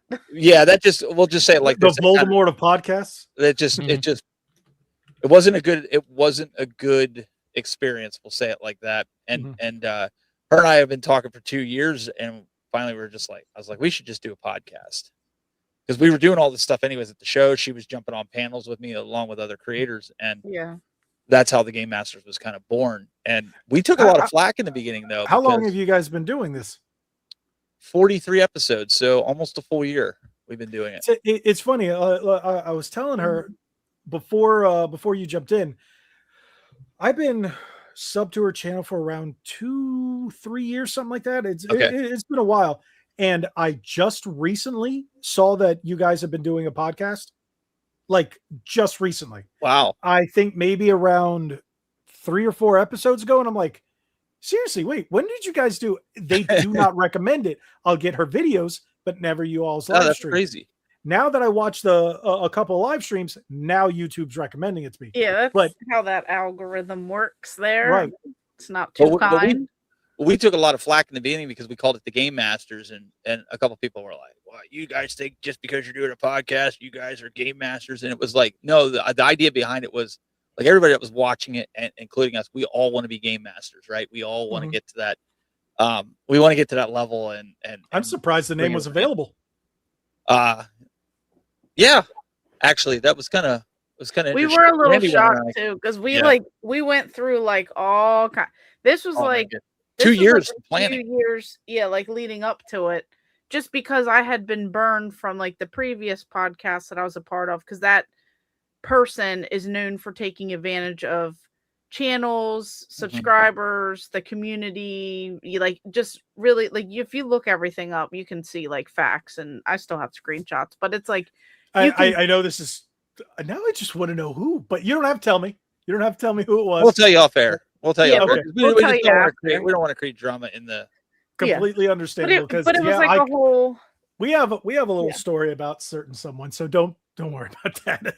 Yeah, it's like it was like a whole thing, and I had met Tech Buzz through the other person, and then Cleveland. like he started like seeing the way that like I was treated like in person, like at conventions, like, hey, get back over it. Oh, who are you talking to? Like, very controlling, like insane, crazy stuff. Like, you just swear she was married to the said person. Yeah, like that's the way that he like treated me. Like I was just like property, like control. Like I went to Brandy crazy when we were at Cleveland, because I was going to have the Pacina brothers. You guys know the Pacina brothers, who were the original Mortal Kombat actors. Okay. Yep. They had come over to the booth. They're like, how do we get on that? How do we get on the panel that you have there? And I'm like, well, just tell me, and we'll make time for you, because we know that you guys got to sign autographs and make your money. And their handler was like, can you do it in 20 minutes? And I was like, yeah, that's fine. So I said to Brandy, I was like, do you want to join me on that? Because that would fill all the 6 seats up. Well, her cohort, he kind of weaseled his way in there, and he was like, well, if she's doing it, I got to be on it too. Like that was kind of and I was just like, well, I asked her because she was big into Mortal Kombat. So I figured, why not, have her on it, and help facilitate it. But it was, and we were both burned in podcasts that we were on. So we were just like, so then we like started talking, and then like families and stuff like merged, and like, it was just like everything like seemed to be like good. And like, I could trust him. He could trust me. Like, we like went through bad situations, and it was just like, you know what? We want to do something different. Yeah. So then that's why this year at conventions, like things are changing. Like you guys should like see the crazy stuff that's like about to happen. But it's no more table, no more. We've got some really, really, really cool stuff. Yeah, like we're why aren't you guys bigger? Like your production value, and even just listening to you, it's like, I'm like, you guys deserve a larger audience. To be fair, but that's in my opinion. To be fair, like I was really big in the tech space. I had almost 85,000 subscribers in the tech space, and then I wiped everything out. I left the tech scene probably 10 years ago. Oh, wow. I was very well known, and I went to CES, NAB, all that stuff. Was doing broadcasting. I got in the home arcade space, got pretty burned out in that space, and I came over to, the regular console stuff because I started to collect it.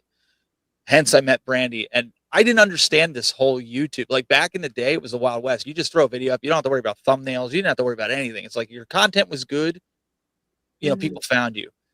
Brandy kind of helped me a little bit. She's like, you got to stay consistent. You got to do it like this, and you got to do. And so up until recently, when Brandy, when you and I first did the podcast, I only had like almost 8,000 subscribers at the time. Yeah, you're like killing it. Like in this past couple of weeks, he's been getting like 1,000 in a week. Like boom, I'm almost up to 18,000 subscribers. Yeah, I saw that. Like you were posting it on Instagram about that. Yeah. And I was like, man, is he paying? I need to pay. Who's he paying? No. Well, that's because we've been talking about it, and I was like, we were trying to figure it, because I'm like, I'm not doing anything different except like I've kind of tweaked my shorts because I've been doing a lot of 3D modeling with 3D printing. Your 3D printing stuff, that Sonic was sick. Okay, so you've seen some of that stuff. So people have reached out to me and said, keep your shorts like that. We love it. So I don't know if part of it is that because they want to see what you can put in your game room. And then my long form content is kind of like what Brandy and I both did videos on the Neo Geo. We did stuff on like things that we find and whatever. So I don't know if it's a combination of both. Well, I'm going to tell you something. The podcast out of your stuff, because I subscribed to you a little while ago after I started watching you, and then I realized I don't see any of your long form. I only see your shorts. Wow. That's where I saw your 3D printed stuff. Okay, so maybe that was one of the first things you watched from me, so that's why it's just popping up kind of the same way Brandy's was. Yeah, that's kind of weird because like I've even gotten a lot of people from. Yeah, I know it's YouTube's algorithm. We've been trying to. We're trying to figure it out, but like I explained to you, don't hurt yourself. I didn't even know what I was doing for like the first 5 or 6 years. Like I had no idea. So it's okay, the algorithm hates me. So, but that's why our podcast is not like your typical podcast. We don't really do a lot of newsy stuff. We talk about stuff that I think not every channel, but a lot of channels are afraid to talk about. Like we'll bring stuff up as maybe you've listened to it already. Is like, things to watch out for in the gaming community, or certain topics that can really get out of hand if you're not careful. Like you can go down a drama road, if you will. Oh, welcome to Ready to Start Podcast. Well, I'm just saying, like, there's a lot of guys that do video game podcasts, and we wanted to be different. And we said, like, we want to teach people how to like build your collection, or how do you prevent your collection from getting destroyed if it floods. Right, Brandy? We don't talk about that. Hey, don't feel bad. I had the same thing happen about almost 2 years ago, and I had my game room flood. So yeah. See, Retro AF says weird. I only see his long and not short. So it's weird the way YouTube's doing it. But for the longest time, I told Brandy, it's like, I don't know what I need to do. Like I am just not growing. I don't know. I'm putting content out there. She's like, you just got to keep going. You just got to keep going. And now I'm catching up to her, which is a good thing. So we got to keep pushing her because I got to have somebody to chase prefer. He's going past me, and then I'm gonna be like, "All right, I'm out. Peace." No, we can't do And that. then he's gonna have to be like, "You got this. Stay in it." And then it's gonna be one of those games. Well, and this was the tough part. I was just about to hit 15,000 subscribers a couple weeks ago, and my channel got hijacked, and it was my fault. I saw that. Yeah, my that was fault. rough. I was terrified. I got on the call with her. I'm like, I did something really stupid. I clicked on a link. I knew better, but I was busy and I wasn't thinking. Kind of like you know, you have a lot of stuff going on. You clicked on it. You knew better. My channel got hijacked, but within 48 hours, I got it back. That was the short version of it. But that kind of lit a fire under me to be like appreciative, because there's many times I've told Brandy, I was like, man, maybe I'm getting too old for this. And she's like, we're only busting your chops. I'm like, no, I know. I'm like, Logan, you probably have said that to yourself too. Like, man, I only got a few years left in this space. I don't want to listen to an old man in this. Not saying you said that about yourself. No. Yeah. You're actually right. I'm like, because I'm looking at all the other bigger ones are all so much younger. And I'm like, but then again, I step back and I go, look, you got people like Metal Jesus Rocks. Look how big you got John Riggs. You got Hancock. Hancock. Yeah. I mean, and I'm like, the thing is, what I've noticed, especially from my comment section, because my shtick has evolved into, I become like the controller king. I work with a bunch of companies from Razer to PowerA to Hyperkin to GameCert, you name it. And they send me stuff, and people just want to. They look to me as like, I'm the one that's going to tell them what to buy, and that's big. And they also go, well, you're kind of older compared to these young kids. They're just trying to make it funny or trying to, add all these effects. I just like, just give me the points. Tell me why, what's good, what's bad.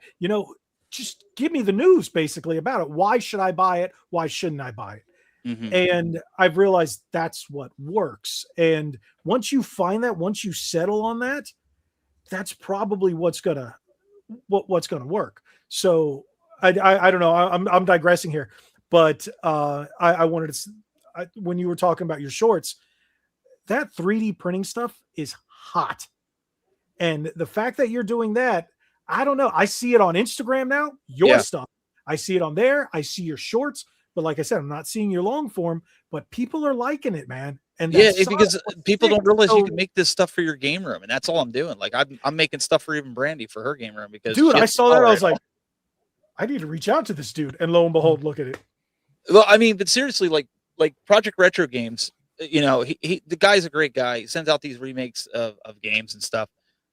And I was like, finally, I can do something for him, because he never asked for anything. He just sends them out to me, and it's like part of his business. And I'm like, I'm going to send him one of those Sonics. And the Sonics came out really good. I was really impressed. Yeah, that Sonic was sick, and I like the rings. Yes. So I was like, okay, I'm going to send him stuff. So I thought, well, I'm going to document this. Like, I'm new to 3D. I'm not a 3D printing expert.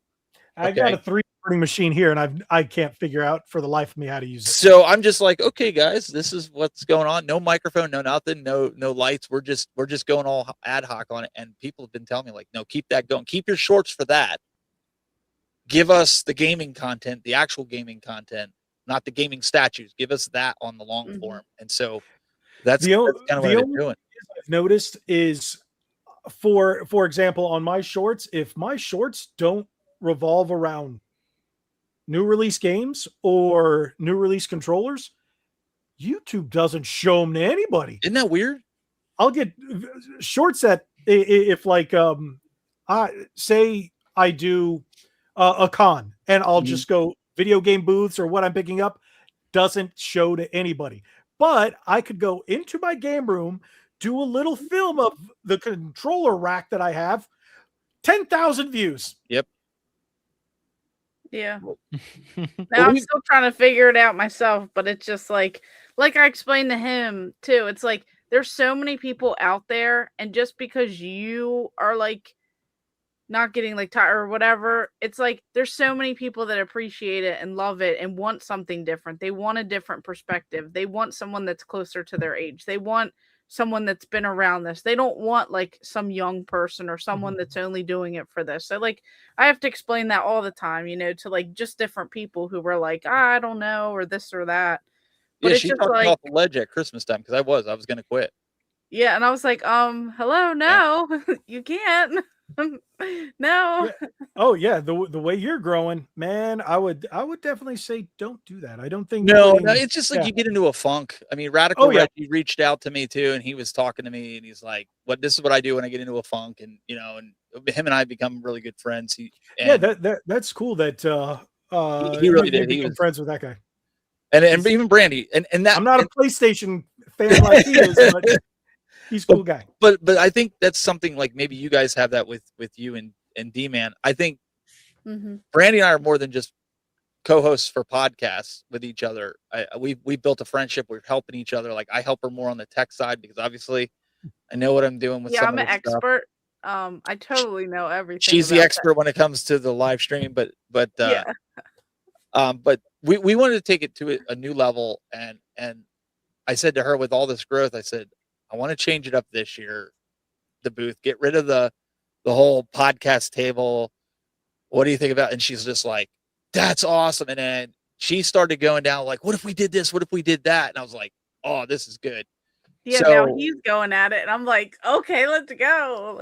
Like there's like stuff that we're looking to invest into. This is like $700-800 worth of stuff right now for the convention, just to That's not bad. make whatever. Yeah, I mean, on top of This what I is a already have, start. That's not like any tech. That's just like this is just aesthetics. very, yeah. Oh, okay. Yeah, we have the So, tech. I've so got you all are that going to stuff. sell merch then, because you got to recoup. Yeah, and I like you guys' merch, by the way. I like how you matching. It's very cool. oh yeah. I figured I just bought a black one. We I have got a black matching one, merch, just neither of us are wearing it today. Yeah. I was like, I didn't even think about wearing any of my own merch, and I'm like, I think I wore it the other day, but I was like, This nope. was on top, like, of my stuff. So I just I almost grabbed messaged it. her. I was like, make sure you wear your Game Master shirt, but No, I I did it didn't. anyway. So See, I'm just wearing a gamer shirt, just Nice. pretty simple. Halloween Horror Nights. hey, this is what somebody told me, and I've stuck by this my whole life. If you don't promote yourself, nobody else will. True. So I stick by that, and yeah, it might be cliche. You don't see bands walking around with their own shirts on, but I don't care. I'm like, You know We're- what? we're trying. I don't have a problem with that. I have, like I said, I've got plenty of stuff with my logo and stuff on it. How many times are you out and about wearing your shirt and people go, "Oh, what is that?" You Yeah. know, Yeah, It- they do that. It was just happened in physical therapy the other day. I wore this, and they're like, the Game Masters, and I was like, oh yeah, I do a podcast, I have a YouTube, and then they were like all subscribed, and they all looked it up, and I was like, oh, that's cool. I told her the weirdest thing happened to me. I was in my local game store, it's just a mom and pop shop. Yep. Didn't have any video game stuff on. In fact, I came back. I was at I like to hunt and fish, so I had like some camo stuff on, and I was just coming back from the field. And my buddy at the store is like, "Hey, I got this game in. Do you want it?" I was like, "Yeah, I'll come down and pick it up." So I go down to his store, and this guy's standing in there shopping. I'm just shooting the bull with, my buddy there that owns it, and the guy kept doing one of these numbers to me, and I'm like getting all paranoid, right? Like, yeah, I'm like, I know I'm like, exactly I got where you're something going with this. do I got like blood on my shirt or something? He goes, you're on YouTube, aren't you? And I was like, yeah, like very awkwardly, like, yeah, like, and he goes, yeah, you do the Game Masters with Gamer Aimer. And I was like, yeah. He's like, I love that show. I watch you. I'm subscribed to you. And I was like, oh, thanks. Cool. Like it wasn't even like all confident. You're just kind of like, okay, that was weird. That was awkward. Because you don't expect that. You don't expect that in your I'll tell you what, I went through the normal same life, thing. if you will. During the midnight release for the Halo Series X, my wife and I were waiting in front of Best Buy, and Florida, it was in the lower 40s when we got there. Okay. So we were bundled up. There was nothing that said Red Bandana Gaming or anything like that on me. And then one of the guys in the front, he's just walking around, would talk to people. He's like, and he just stops and looks at me. He goes, "I know you." I'm like, okay. He's like, what did I do? he's like, "Aren't you on YouTube?" I was like, maybe. It's like, Depends what you want. it was like, yeah. He's like, "I watch you. I'm subscribed to you." I was like, "Oh, in that case, yeah, thanks." When I went to Cybertron Games down where he lives, but I went a different day with my other buddies that were visiting Florida as well. I gave him the discount for some of the stuff we bought, but when I gave them the number, they're like, "You know him?" I'm like, "Yeah." Like they look concerned. Like, yeah, because they all know me. But every time, I don't know how many times where I've gone into that store, and then just like you, I'll have someone go, and they'll just do that. Give me that. I'm like, "You okay?" And they're like, "Are you on YouTube?" I'm like, "Yeah, okay." And then I had someone else at a GameStop goes, "I recognize you from somewhere. You have that YouTuber voice." I was like, "Oh, what does that mean?" But he's like, "Oh, I've watched your stuff. Oh yeah, I know you. You covered that." I was like, Isn't it "Okay." funny that we all get awkward when people find us in real life, and that's like part like Not me. I like literally had 2 stalkers from it, and I didn't like realize what was going on, and like I sit down and have lunch with the one person, and then he's like, I find out from like the store owner, "Oh, he's been in here every day since you posted that video. He's waiting to meet you." And I was like, "Oh, I felt No real way. awkward." So I sat with him in the food court and had lunch because I felt awkward. And then another guy, he literally was staring at me eating when I was like not at like a game store. Like I was eating with someone else and he was watching me through the window. And like you know how like when you're sitting there and you feel someone staring at you?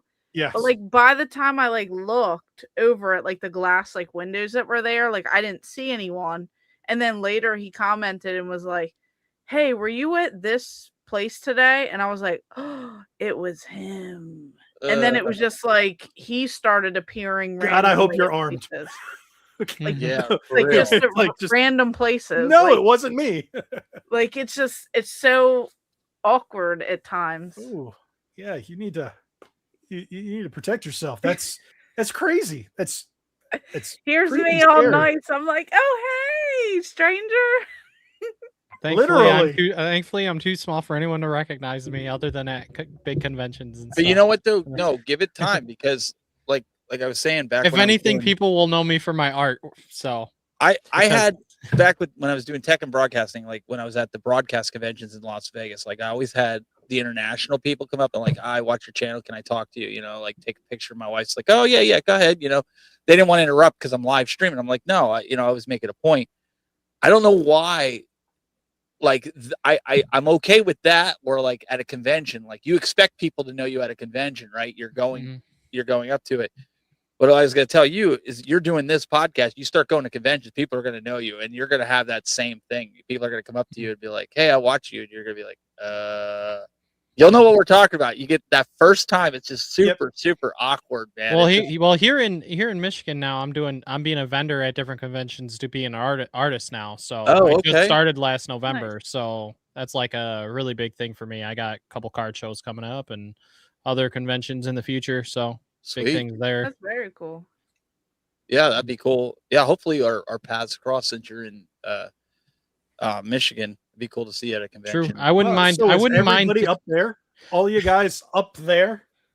Yeah, well, so You're I go Ohio, to most conventions in Ohio. I do there's 2 Columbus ones, and then there's a Cleveland one, and then I do Pittsburgh, and then we might be doing a North Carolina, or what is it, South Carolina? North Carolina. Ooh, and then North Carolina. It's a Riley Retro Gamers event. They do the Gaming Geek Expo. Yeah. We're still like, we're chatting things out. But I've been to them before and I had a good time last year. I've been to like a lot of different ones. I'm always looking for more. But someone in the chat did say something like, if you see me at these cons, I'm not stalking. I'm just addicted to buying games. And I think that's understandable when you're at like a game store or when you're at a convention. Like, come and talk to us all day long. That's why we're there. I was talking about like, if I'm in the bathroom somewhere, I don't want to be recognized in there. Like if I'm, out eating or something, like I don't want someone like staring at me awkwardly for like 30 or more seconds and then like chatting with me like, "Hey, I saw you today." And then like the game store owner saying, "Oh, they've been in here every single day for like 3 or 4 weeks looking for you, waiting for you. They're a little like That's kind of weird. questionable. Like they're giving me this like stalkerish vibe. Like that's a different story. But like any other place, like great, say hi, whatever. Like we'll talk your ear off. I can talk all the time. I can definitely understand because where I live in the Central Florida area, we have a lot of pro wrestlers that live here because WWE has a performance center. TNA used to be out of here. A lot of the big shows, Orlando is like a hub for pro wrestling. So I've met, I don't know how many people, but like I've seen wrestlers with their family, and I'm like, oh, and my wife's gonna go say something. I'm like, oh, he's with his family, he's with his kids. And I'm like, that's when I find it kind of weird. But my wife did make a good point. Think about going, recognizing someone like that, and they're with their kid and their wife. And it's like, oh, aren't you? It's kind of a good thing that the dad gets recognized, and they say, oh, your dad's famous, your dad's this. And I was like, okay, I guess that's one way to look at it. But I'm just one of those people, like, I realize if I'm eating or if I'm, out on a date with my wife or we're doing something and you're like, hey, I know you. I'm like, whoa, come on, buddy. Like I do that with I've other had YouTubers. people walk up to me and I'm like, if you were filming, Logan, and I saw you and I was like, oh, I know, if you were filming and you were concentrating, you're talking to somebody like I'm not going to bother you. I'm going to like maybe make a pass around and come back to you. I can understand people being like that. They're like, okay, he's filming. Like we did that with Metal Jesus. Like we didn't interrupt him while he was. He's going to be at too many games. Yeah, I want to meet him. If you're lucky that he'll be at his table. Is he one of those guys that's never there? At Torg, it was, and I'm not bashing the guy because I looked up to the guy. I watched a lot of his stuff, but Brandy will tell you like he wasn't at his table. Like a lot of people were coming up like looking for him, and he'd be just like, walking around filming or something like that. And it was just really tough for people to approach him because they're the same way. Like they don't want to approach him while he's filming, right? So, I think there's some people that were disappointed with that. I wouldn't mind because it's a little. There's this little thing that you can do when you're with video. It's called editing. Yeah. I mean, come on. You're just people like, weird, but some people just go, weird, though. All right, 3, 2, 1, start again. And I wouldn't. Some people, what is it like the social cues and the social skills, and some people are. You do see it a lot in the gaming space. You do see some people that are just. They're a little bit more. They don't understand the social cues yet. Yeah, exactly. Like I know a couple guys like that. I mean, he's a nice guy. Like he took pictures with everybody. Same with Retro Rick. I was busting his chops a little bit when he showed up at Torg, and he walked around the booth. I was like, I was going like this stuff, and he just kept walking. And then he stops and talks to Brandy, and I was like, "So are you gonna ignore me again, or are you gonna like shake my hand and we get a picture or something like that?" He's like, "Oh, I'm so sorry." He goes like that, and then she's like, "Sure, you're sorry." He's like, "No, really, I am." Like, we all mess with each other, but no, but it's just kind of how it is. Like some people, like you'll start to see that, but then when you have like multiple people coming up, sometimes like I've had, and I still feel bad about this. I'll talk about this all the time. The one guy in Ohio, him and his son came up, and they're like, "Brandy, we love your channel." Whatever, and then another YouTuber came over and just cut them off mid-conversation and would not stop talking and cut them off to talk to me.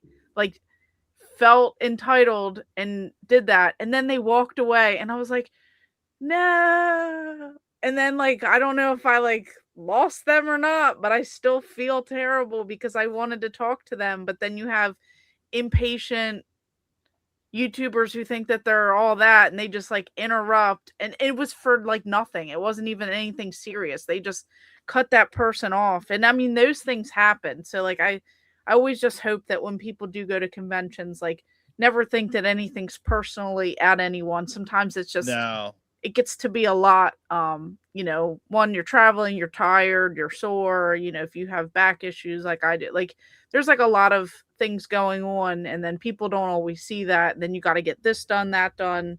This is like in contract by the convention, and then you also got to get stuff for it's always like a lot. We kind of have an unwritten rule. Like this couple came up to Brandy and I at Pittsburgh, and they were like, "Oh, we watched the Game Masters. We're so excited. We'll see it merge and stuff." And they were like talking to us for a little bit, and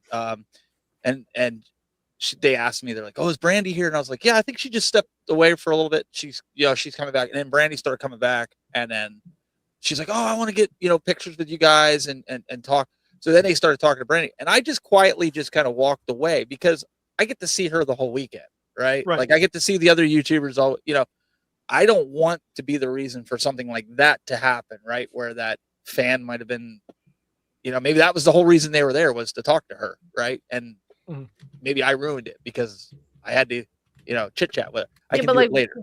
We're different than some of the others. Like some of the others. No. I get that, but that's what we try to do. Yeah, some of the others are like, "Oh, let me just go cut them off because look at this on my shirt, ha ha ha ha ha," and then it's like the person walks away, and you're like, "Dang it, what was that about? You were just showing me something stupid on your shirt, like, whoa, why?" But it's things like that happen. We just So addressing that, I see you guys haven't met RGT85. Have you met any other besides the collector gaming YouTubers? Have you met any of the other gaming YouTubers, like any of the other big names? RGT, Spawnwave, Woodhawker, Bob Wolf, any of those Classic guys? Game Room. We had a long talk with I met Bob Wolf. I forget what his name is, but the guy that did Classic Game Room, and he stepped away from YouTube. But Gaming Historian? No. If you look up Classic Game Room, that was his channel. Okay, because I know Classic. He was huge. I'm drawing a blank, but yeah, we were talking. He come up to us and just started talking with us about, he saw the podcast booth and he was just like, "Yeah, I got away from it." We just talked to him normally, but that's like the other Scott's guy. like Happy Console Gamer. I'd love to meet him. I would love. He's like this. He's like, "You know who that is? That's Classic Game Room." I'm like, "Oh, okay." Yeah, we didn't that was before our time, like watching people. I think the biggest people I've met in the YouTube space, as far as in the gaming space, would be Retro Rick, Metal Jesus Rocks, Radical Reggie, John Hancock, John Riggs. But like, it's weird with those guys. We're kind of like mutual friends. Like we talk to each other. Like same with Brandy. We all talk to these guys. See, that's how I am with. I talk to RGT from time to time. He's been on the podcast. Yeah, I've met him. We've had him on the podcast, but not in person. I haven't met him. Yeah, we've had conversations through like Facebook, and then yes. I saw him at Too Many Games, because that's like the closest one I think to my house. It's like an hour or so away. Well, I'm going. Games. The heck. So I usually do end up going there sometimes, but I don't know if I'm going this year. But like I've like stumbled into other people. Like there's a big one. He's iTalk. Oh, that's right. You did. Yeah. He has like 1.16 million subscribers. I was in a video game store and he was in there and we just started chatting. And then next thing you know, he was like watching some of our podcasts and then like commenting. And he was like, "Wow, you got a pretty cool collection." Like, but he's like big in like the Fortnite crowd. And like he's like that guy for like Fortnite. He was in our chat room chatting, and my kid comes running down the stairs. He comes running in here. He's like, Dad, you've got iTalk in your chat room." And at this point, I have no idea who he is. She's just like, "Oh, I met this guy named iTalk, and he was in there. We're just talking like we are now, right?" Right. Yeah. And my kid's like, "Do you know how big he is? Do you know, like?" And I'm like, "Well, I do now because Brandy told me."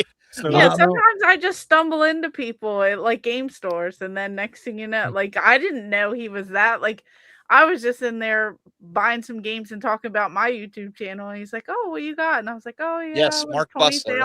And then he's like, "Oh, that's cool." And then he's like, "Oh, keep it up. You got some cool stuff. This is what I'm doing." And then he showed me like his TikTok, and it was all retro video game stuff. And then he was like, "I got a channel too." And I was like, "Oh, that's cool. I'll subscribe." So I look at it and I'm like, 1 million. And he's like, "Oh yeah." Like he was just so nonchalant about it. Like he didn't like brag at all. He was like the nicest guy, very supportive. He's like, "Anytime you need someone on or anything like that, just let us know." Well, you met for this retro lad guy. He's from the UK. It seems like. Yeah. You've met the Gebs. You've hung out with her and did some videos. Gemma. Oh, yeah. We like pal around. She's pretty cool. I haven't met her, but he like, probably knows her really well. I know, like, my retro life, Tyler, he's actually friends with one of the guys that I've done a podcast on. I don't know if you guys have heard of Side Scrollers, Stuttering Craig. He's a friend of Tyler from my retro life. Otherwise, Okay. I've done with have you heard of Drunk 3PO? Mm-mm. Okay, well, those guys are more into the, I guess you could say, entertainment news. They do gaming stuff like that too, but more like Drunk 3PO does a lot of Star Wars and stuff like that, Transformers and other nerd stuff, theme park stuff. But Side Scrollers is, I guess you could say, video game industry drama. So they're pretty big, 200 something thousand. But that's I know he's a friend with Tyler, and I need to reach out to Craig and say, hey, let me meet Tyler, because I've been on a My Retro Life binge for like 3 months. I wanted to meet the Game Chasers before Billy passed. That was always my dream, because I got into doing the high-end video production in this space because of them. I watched all that stuff, and I'm like, I can do that because I have the video capability. Like Brandy will tell you, like I've told her, I was like, we can do that because I have the equipment, I have the know-how. And then I was like, well, one of these days I'm going to get to meet these guys. And then when he suddenly passed, I was like, it just sucks, man. Because like I really wanted to meet them because they were inspiration. Wood Hawker's another one I'd love to meet. I know he's very antisocial in the sense of deals with a lot of depression. He doesn't like to be around a lot of people. Yeah, I hear he's got, like, his anxiety's pretty high. Anxieties. So I get think it. the biggest one I've met has gotta either be between Star Wars Theory. I don't know him. Okay, he's like the biggest Star Wars YouTuber, like, ever. Yeah. Okay. And Nerdrotic, but Star Wars Theory was really cool, dude. If you haven't seen his stuff, if you like Star Wars, especially classic Star Wars, he has a company called Theory Sabers. He does cons. Dude is an awesome dude, but if you're not a huge fan of Star Wars, especially older stuff, you may kind of get bored of it, because he goes into deep lore stuff like that. Okay. And I think he's got like 3 million. He's got more subscribers than the Star Wars YouTube channel. Wow. I just want to meet Maximilian, dude, man. Is there any guy that you guys met, any YouTube person, like you were like, man, this is one of my favorite guys, like or girls, I like to watch these guys, and then you met them and you were like, that just ruined it for me? No comment. Not me. You don't have to name the name of the person, but have you had that happen to you? I was very disappointed in Logan when I met him. I'm sorry. He picked me up. He was nice enough to pick me up from the airport too. I get in the car, I'm just like, oh man, that was good. No, he was like, man, this isn't the Camaro. No, it's like crazy because like I've had a lot of bad first impressions and bad experiences, but like a lot of these people are like in our circles, so it's like it is what it is. Have you noticed that you've kind of gone from like different circles? Have you guys done that? Yep. I've gone through like 3 different circles, and I'm like, I don't know how to feel, because you guys may not like him or them, and then they don't like you, and then you don't, and I'm like, but I'm somewhere in the middle, and I'm like, you just said I'm not gonna say anything about that. Yeah, there's like definitely like that drama, like you're like hinting on, like it's like when you are in a same whatever with people, it's like everyone's nice to your face, all that, and then as soon as you start growing, I've seen people stay away. Like they stop commenting, they stop whatever. We're in like these FaceTime like sort of groups things, like on like this one app that we use. Next thing you know, they like leave the group. Next thing you know, the group gets quiet. Next thing you know, the other group that they're in is thriving. And it's kind of like they outcasted, you or whatever. It's like when people see growth, some people get jealous and they don't like that, and then they kind of I've noticed that with like some other creators that like you think are like friendly and stuff like that, and then I've seen that with like other people as well, that like they pal around you for something, and then when you have nothing else to offer them, it's like they move on to like the next thing. Logan, yeah.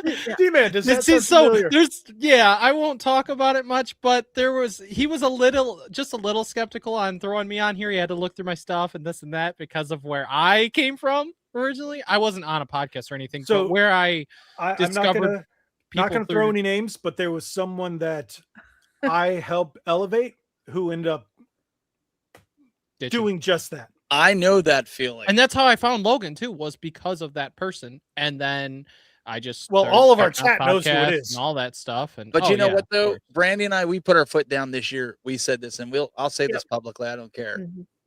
We've done a lot to elevate people. We've done a lot to help people grow. And like ever since I started growing recently, what you just said, I'm sitting here going in my head, it's clicking, and I'm going, huh. It's probably why I haven't heard from this person or that person. This person that left Logan, I'm thankful for that person for being able to have met the community I have and the people I've met and Logan and everything. But like when you go to like this like bigger show or podcast or whatever. So this person that left, they're bigger. Is that what you're saying? Just so I can kind of follow. Well, when they started, they were less tiny. than 10% my size. Okay. Yeah. Okay. And, just so I kind of understand they where we're just at here. basically was cheated their way up in a way. And it's kind of sucks that you, well, not only that, but just abandon these other people. So you helped them grow and then he left. Didn't even have 1,000 subscribers. Has 30K now, basically. Yeah. Yeah. All because of riding the coattails, somebody else's coattails. Yep. But hey, you know what? To each their own. God bless. I know. Said person, let them, do what they got to do. I don't know what's going on over there. We're going to do our own thing. We're going to keep. I'm just thankful and I feel very blessed and thankful to even be. We got to meet like, you, awesome guys. Yeah, I'm happy that you. I just always say that, like, yeah, it sucks when you're in those situations, but it, like they always say, it makes you a better person. You kill them with kindness. You just stroll on, and at the end of the day that you're doing the right thing. And that you can sleep peacefully at night because you didn't screw someone over. You didn't take advantage of a situation. And you just hope one day that it'll all come back on you. I mean, that's what we all hope, this karma. But I always see that it's like always the bad people. They are always the one that just keep on going. And it's like the good people that always get screwed. But we all still have our hope, right? That's why when she always says to me, like, if I, because I'm getting closer to where she's at, I'm like, I'm not going anywhere. I'm not that type of person. I'm like, don't leave me behind. Like, where was I? Like, you could have said to me, like, you only got like 8,000 subscribers. I'm at almost 20,000. Like, I don't want, you know what I mean? Like, she could have 20,000. She could have did that. She could have did that. Logan could have done that for me. I only at like 1K. That's why I said it goes beyond YouTube. You weren't even at 1,000. I wasn't at 1,000 yet. Yeah. So I brought him on, and I'm one of these people. It's like, not to get all religious or everything. God's blessed me. That's all I can say. Yeah. So like this, I feel like I need to share. So as someone who likes to pass on the blessing every time I can, I will do that. Because if I'm not the biggest channel, I'm just I'm almost at 20,000, and I'm like, all right, I've worked my butt off, and I understand how hard it is. I'm going to pass, the blessings on. And if, you guys are we're all around the same ballpark except for D-Man, but I'm like, you know what? If I can pass some of that on to him and help him out, I would love to do that. And I like doing that. I like working with other creators. If my audience ends up liking them and subscribes to them, beautiful, and vice versa. So it's one of those things where it's like, I like to help out. So we're going to extend this to you guys. This is something we have a hard time doing with our audience. We've got a good hand. I'd say, Brandy, we got probably like a half a dozen people that'll alternate, and they'll send in a video based on the topic that we're going to talk about on that Thursday. Like, we'll put it out in advance. Like, this is what we're talking about. We encourage the community, even yourselves, like, send in a video with your thoughts and advertise your channel, advertise the podcast. That's a way that you can get your name out there. And you'd be surprised how many people, it's just like, they don't do it. And I'm like, we'll play it because it goes along with, you're helping us with content from the community's perspective, right? But we're also returning the favor by promoting it out there so that people can come watch your podcast. So I'd encourage you guys to do that. Even if you can't watch the show live, if you can get a video into us, based on a topic when she posted out there or I posted out there, dude, we will play it live. Maybe Instagram will actually show it to me. Instagram's now showing me hers, not yours, but I'm still seeing your reels about 3D printing too. That's crazy. I haven't seen any of your Instagram posts. Hers is like, I get to see everything. And I'd tell Retro Lad the same thing. Do the same thing when you get your podcast going. Send Brandy or I a little clip that you're conversing about what we're talking about and promote your podcast, man. Yeah. Or even like show off your gaming space. That's like a unwritten we love rule. that. Like show that off and then be like, I'm blah blah blah. Catch me at blah blah blah. Check out our show coming up on this date. Like, we don't care. Like, we're totally fine with that because we like to get more people talking and don't be like Retro AF. Yeah. He's been promising since we started the show and he's still yet to do it. So see, what we've been discussing is bringing on smaller creators. Like D-Man's got a couple friends that are rather small, but I was like, you know what? I met some of them.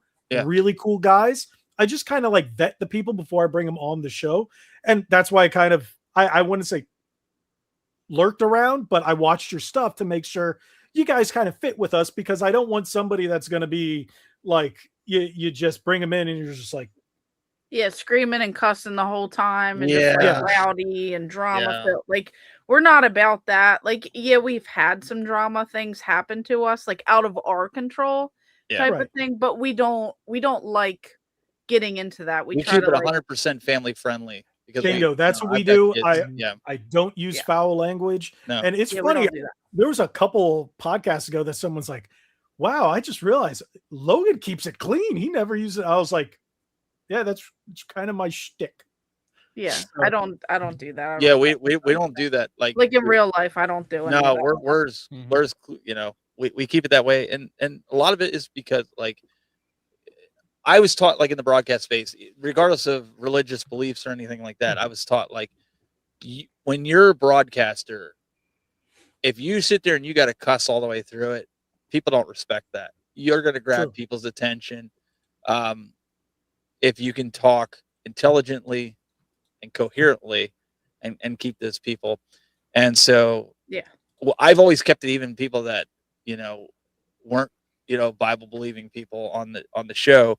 Like, I was just like, we just don't, if you let the D word or the H word slip, okay, but let's tone it way. I don't want no F-bombs flying. I don't want, you're just not going to do that on my show. That's my only stipulation. And so, I'll Brandy say and I, language, guys, language. Yeah. So I do that. And that was another thing. I noticed the way you guys talked, and I was like, I like these guys. I like the way they talk, and I liked your dynamic. And I was like, all right, I think we can bring them into the fold. I want to just work with you guys. And I'm really appreciative that you guys actually responded, and thank you for actually coming on, especially I guess it was 3-4 weeks ago that I reached out. And I wanted to get you on sooner, but life has been all over the place. We appreciate it. I appreciate you having us. So there is a little thing that I hate doing this, but we're going to have to wrap it up because it's 11:34 p.m. Eastern time. I have to drive to Miami. So tonight I have to work at 7 or 8. So I got to work at 8 too. But I got work down there so this weekend. So wow. So and I was like, the time got away from me, and I was like, I could talk all night. Like, I'm shocked how we all just kind of clicked. We didn't even mention the Resident Evil movie trailer. We totally flipped. That's right. Over that. It sucked. There you go. Did you guys watch it? It had nothing. Yeah, to do with I was Resident just like, it's horror, whatever. It's not even new character kind of thing. I don't know. I'm gonna go watch it after this. Maybe they're pulling a Resident Evil 7. I guess. I don't know. So okay, there we go. But thank you guys so much for being here. Now, do me a favor, and I know we've done it throughout the entire night, but tell everybody where they can find you. Tell everybody what you're working on if you want to, and then any other information that you want to give them. Go ahead, Brandy. Yeah. I was like, Ladies wait, first. were you Let's go. serious? Ladies Were you- first. were you Let's go. Sorry, I'm like replying in the chat. I'm all over the place. No, but you can find me everywhere. Just don't stalk me in real life, please. No, but Don't do that. no, but you can find me on I post like every day on Instagram, Facebook, TikTok, YouTube, and then that's obviously a gamer aimer. You can find me, on all that. And then obviously on Wednesday nights we do our podcast, The Game Masters. And we also have social media for that as well. So we're slowly growing that. So if anyone you guys would have like the to link to your follow. channel, throw it up in the chat so everybody can Is click that on even it. Yeah, is that even gonna work? they should be able to do it. Links when I put them didn't work. Well, that's because you spam links. No, I don't. You told me you to put a could. link. Well, if you just find us, we do share it on our page and stuff too. It's just a couple Yeah. clicks away from both of Um, our channels. It's streamed up on both of them. What I'm gonna do is I'm gonna link in once this goes and just becomes a video. Yeah. Perfect. I will put it in the comments. I'll link you guys down there so people can just click on it, and I'll pin the first comment. So it's easier than putting in the description because no one clicks on the description, but the comment section they'll see it, and that I know they will. Yeah. So I'll link you guys there. And maybe you can just youtube.com/the-tech-buzz and pretty much the Tech Buzz everywhere. I never changed it to a gaming title after I left the tech scene just because everybody knew me by that. So I just kept it. Makes sense. I just kept that as my handle. But yeah, the Game Masters, we have a Podbean account, the Game Masters podcast with Podbean. So you can always, if you don't want the video and you want to listen to it because you got to drive to Miami, you can download the audio only version of it for whatever iHeartRadio, Spotify, Apple, Google, you name it. There's like 15 or 20 different options. If you can't find an option, there's something wrong. So we do have that for people because we had a lot of people ask just for an audio only feed. So that's what we did. See, I had quite a few people ask, and then no one listened to it because you could see everything in the back end, and I'm like, you guys asked me for this, and now you're not listening to it. I'm done. That's a lot of extra work for one man. We have a decent following. I think we have like 1,000 people right now that are subscribed to it. That's cool. Yeah, so I mean that's a good chunk of people to make me worth doing to throw up the audio. So see, it was a Spotify thing. I had a bunch of people ask me, and then again, like I said, I think I was getting 4. You know, D-Man, you know all the people talking about it, and they're like, oh, put it on Spotify. And I'm like, you guys aren't even listening to it. I don't care. I'm not here to make money off of it. I was doing this for you. Mm-hmm. But if you're not going to listen to it. Retro AF, don't listen to it in the car. You'll fall asleep. Listen to this guy. Hey. This guy, I'll tell you. So, D-Man, you got anything you want to say before we call it a night? Just subscribe to the YouTube, Instagram. I also have my other Instagram, D-Man's Art and stuff. If you're not following over there, my art channel. I have a couple card shows coming up, so you'll see those posts on Instagram. Really excited for those coming not this weekend, but the weekend after, and the weekend after that too. I have Motor City Comic Con, and then the card show the day after, which is gonna be a very eventful weekend. Nice. I'm not a vendor at Motor City, but that's very expensive and hard to get in. But plus, I'm still learning the whole vendor space stuff. But video wise, I might do one this week. I'll do one this weekend probably. Streaming wise, I have no idea. I actually haven't streamed in like a month. I've been focused on my art stuff more. Yeah, I've been focused so much on my art stuff recently. So that's why. Thank you guys for watching. If you haven't, check out my latest videos, a bunch of GameSurf stuff. Thank you, GameSurf, for just spamming new products. So it makes my life great because you guys want to watch it. Put out new controller videos. I've put out news videos. You guys know, watch all my stuff. And then the shorts are just stuff. So those are all over the place. But thank you guys so much. Again, thank you all for being here. Thank you for joining us. Everybody, if you haven't already, subscribe to their channel. Subscribe to the Game Masters. Go watch them every Wednesday night at 7 p.m. Eastern. Is it 7? 8. Yep. Because again, I've been watching it in rerun lately. So I'm like, besides the one night where I jumped in, I was like, so I'm like, wait, was it 7 or 8 o'clock? Sorry about that. No, you're But fine. yeah, I always watch it in the replay because it's the time. We're I get to usually watch. there at 7. It's just not live. Oh, okay. So thank you again. Thank you for joining us. I greatly appreciate that. Hopefully we can do this again. I'm definitely, like I said, very appreciative. Thank you guys so much. Good night, everybody. Hopefully you had a fun time. Remember, be legendary. Thanks again. That's my little ending thing. That's my line. Be legendary. So if you guys, because most people don't make it to the end of my videos, so just say. All right. Thanks again.